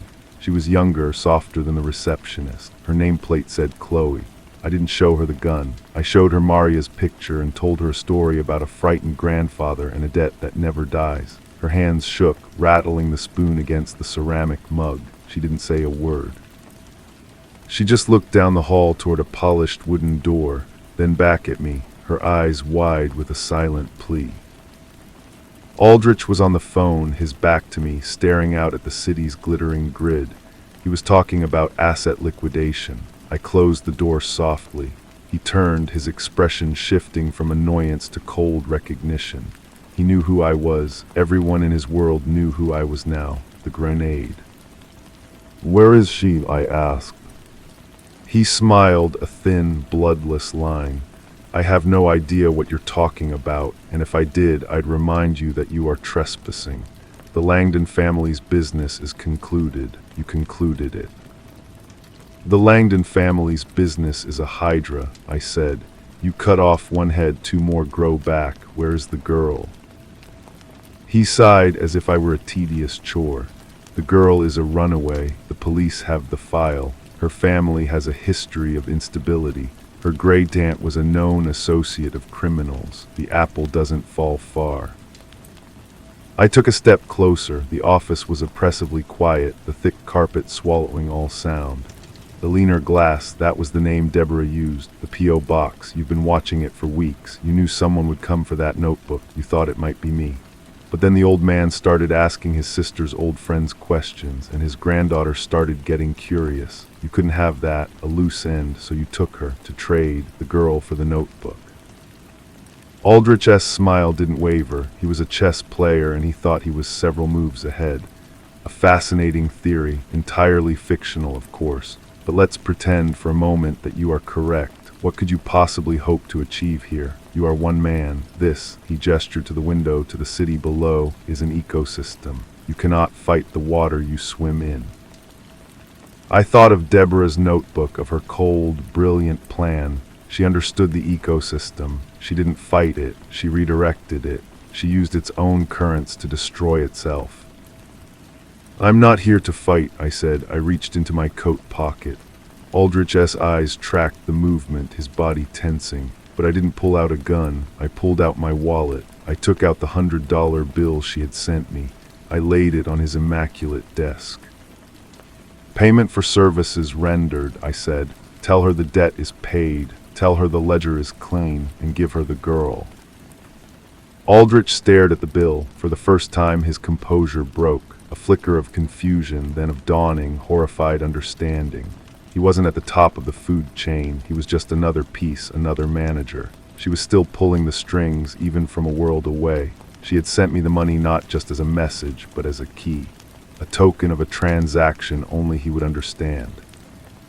He picked up his phone, his hand unsteady. He dialed a number, turned his back to me, and spoke 2 words. Release her. I didn't wait for an explanation. I didn't need one. I walked out of the office, past the terrified Chloe, down the elevator, and into the crowded street. The city breathed around me, a beast of a million hearts. I stood under a street lamp, the neon signs washing the pavement in garish colors. An unmarked sedan pulled up to the curb a block away. A door opened, and a girl with bright, frightened eyes stumbled out. Maria. She looked around, disoriented, then started running toward the subway. She was safe. The investigation was closed. Again. But as I watched her disappear into the crowd, I knew it was a lie. A temporary fix. Aldrich was scared, but he was still in his glass tower. The Langdon money was still flowing. The machine was still running, and she was still out there, a ghost in the marketplace, settling her accounts. The notebook was still in my lockbox. The photograph was still there. The rain would come again. Another client would call with another story that was, underneath it all, the same story. The proportions of the truth had shifted once more, but the foundation was rotten, and the whole damn city was built on it. I turned up my collar and started walking. The investigation continues. Forever I walked until my feet ached, and the whiskey from the bottle I bought with her money was a dull warmth in my veins. I ended up at the river again. It was different tonight. The water was a black mirror, reflecting the cold, hard points of light from the bridges and the distant towers. It offered no answers, only a deep, patient silence. Back in my office, the air was stale. I opened a window, letting in the chill and the distant wail of a siren. The case was closed. Maria was home. Her grandfather had called, his voice thick with tears of gratitude. He offered to pay me double. I told him to keep his money. He understand that he already paid in a currency he didn't know he possessed. He paid with his sister's name, with a piece of a puzzle I couldn't stop trying to solve. I sat at my desk and took out a fresh sheet of paper. I didn't write a report. I started drawing lines. Deborah Langdon, Eleanor Glass, Hugh Pascal, Aldrich, the old man, Maria. I connected them, a spider-esque web of influence and consequence. At the center was not a person, but a principle. A sickness, the belief that people were things to be used, moved, and discarded. My hand moved to the bottom of the page. I wrote my own name. Then I drew a single, bold line from my name to Deborah S. It wasn't the line of a detective to his subject or a pawn to his queen. It was the line between 2 opposing forces. She had used the city's corruption as a weapon. I waded through it every day, trying to find small pieces of truth to hand back to the desperate. She saw the game and mastered it. I saw the game and knew I could never win, but I couldn't stop playing. The phone rang, shattering the silence. I let it ring 3 times before I picked it up. I didn't speak. A voice, smooth and familiar, came down the line. It was Aldrich. She impressed, he said. There was no warmth in the statement. It was a threat. I am not for hire, I said. Everyone is for hire. You just proved that. You performed a service. You were compensated. The transaction is complete. The transaction, I said, was a warning. I received it. You received it. We were done. He was quiet for a moment. I could hear the hum of his expensive office in the background. She believes you have a talent for navigating the complexities of this city. There are other matters, loose threads that require a delicate touch. Find another pair of scissors. There's no one else, he said, and the arrogance was gone, replaced by a stark, simple truth. You are the only one she trusts, because you are the only one who understands the cost, and because you are already damned by the knowledge you possess. He hung up. I held the dead receiver in my hand for a long time. He was right. I was damned. I had the notebook. I had the truth. That made me a target, a weapon, and a liability. There was no walking away. The only way out was through. I looked at the web of names on my desk. It was no longer her story. It was ours. Perpetual silent war fought in the shadows of a city that never slept. I reached for my hat. The night was young. Somewhere a door was sitting wrong in its frame. The investigation continues. It is all there is. The address Aldrich had texted me was for a warehouse down by the docks, a place that smelled of rust and rotting fish. The door was ajar, sitting wrong in its frame, just as I knew it would be. Inside, a single bulb hung from a wire, casting a wobbly circle of light on the concrete floor. In the center of that circle sat a metal chair. Tied to it was a man I recognized from the old Pascal days, a mid-level enforcer named Corrigan. His face was a mess of fresh bruises, and one eye was swollen shut. On a crate beside him was a single, sealed manila envelope. No name, no note. This was the test, the first of the other matters, a loose thread. Corrigan looked up at me, his good eye blinking in the weak light. You, he rasped, a trickle of blood leaking from his split lip. She sent you. I didn't answer. I walked over to the crate and picked up the envelope. It was heavy. Inside would be a name, a location, a sin that needed tidying. I didn't open it. I looked at Corrigan, at the fear and the broken pride in his face. He was a bad man who had done bad things. The city would be no worse off without him. But it wouldn't be any better either. It would just be different. One piece moved, the board reset. I took out my knife, his body tensed, a low whimper escaping his throat. I cut the ropes binding him to the chair. He stared at me, uncomprehending. The door's open, I said, my voice flat. The city is big, get lost in it. He scrambled to his feet, unsteady, then stumbled toward the doorway, throwing a look of pure confusion back at me before vanishing into the night. I was left alone in the warehouse with the envelope. I had disobeyed. I had chosen my own path through the maze. I pulled out my lighter, flicked the wheel, and touched the flame to the corner of the manila paper. It caught, curling black and orange, consuming the unknown assignment. I dropped it and watched it burn to ash on the dirty floor. The message was sent. I was her instrument, but I was not her slave. The war had its rules, but I would fight it my way. I walked out of the warehouse, the scent of smoke clinging to my coat. The investigation continues, but the detective defines the terms. For now, my phone buzzed in my pocket before I reached my car. A single letter appeared on the screen. See, I didn't need a decoder ring. Corrigan, so she had been watching. The approval was more chilling than any threat. She saw my act of defiance not as rebellion, but as a strategic choice. A more interesting move. I drove without a destination, the taste of smoke and futility in my mouth. I ended up outside the old man's house again. The lights were on, a warm yellow glow against the encroaching night. I could see two shadows moving in the front room. His and a smaller, younger one. Maria was home. A small, clean win in a world of moral grime. It had to be enough for tonight. The next morning, the rain was back. It suited the mood. My office felt different, like a stage after the play has ended. The set was the same, but the purpose had shifted. I was no longer just a private detective. I was a contested piece on a board I still couldn't see the edges of. The mail slot clattered. A single postcard slid across the floor. The picture was of a sun-drenched marketplace, vibrant and foreign.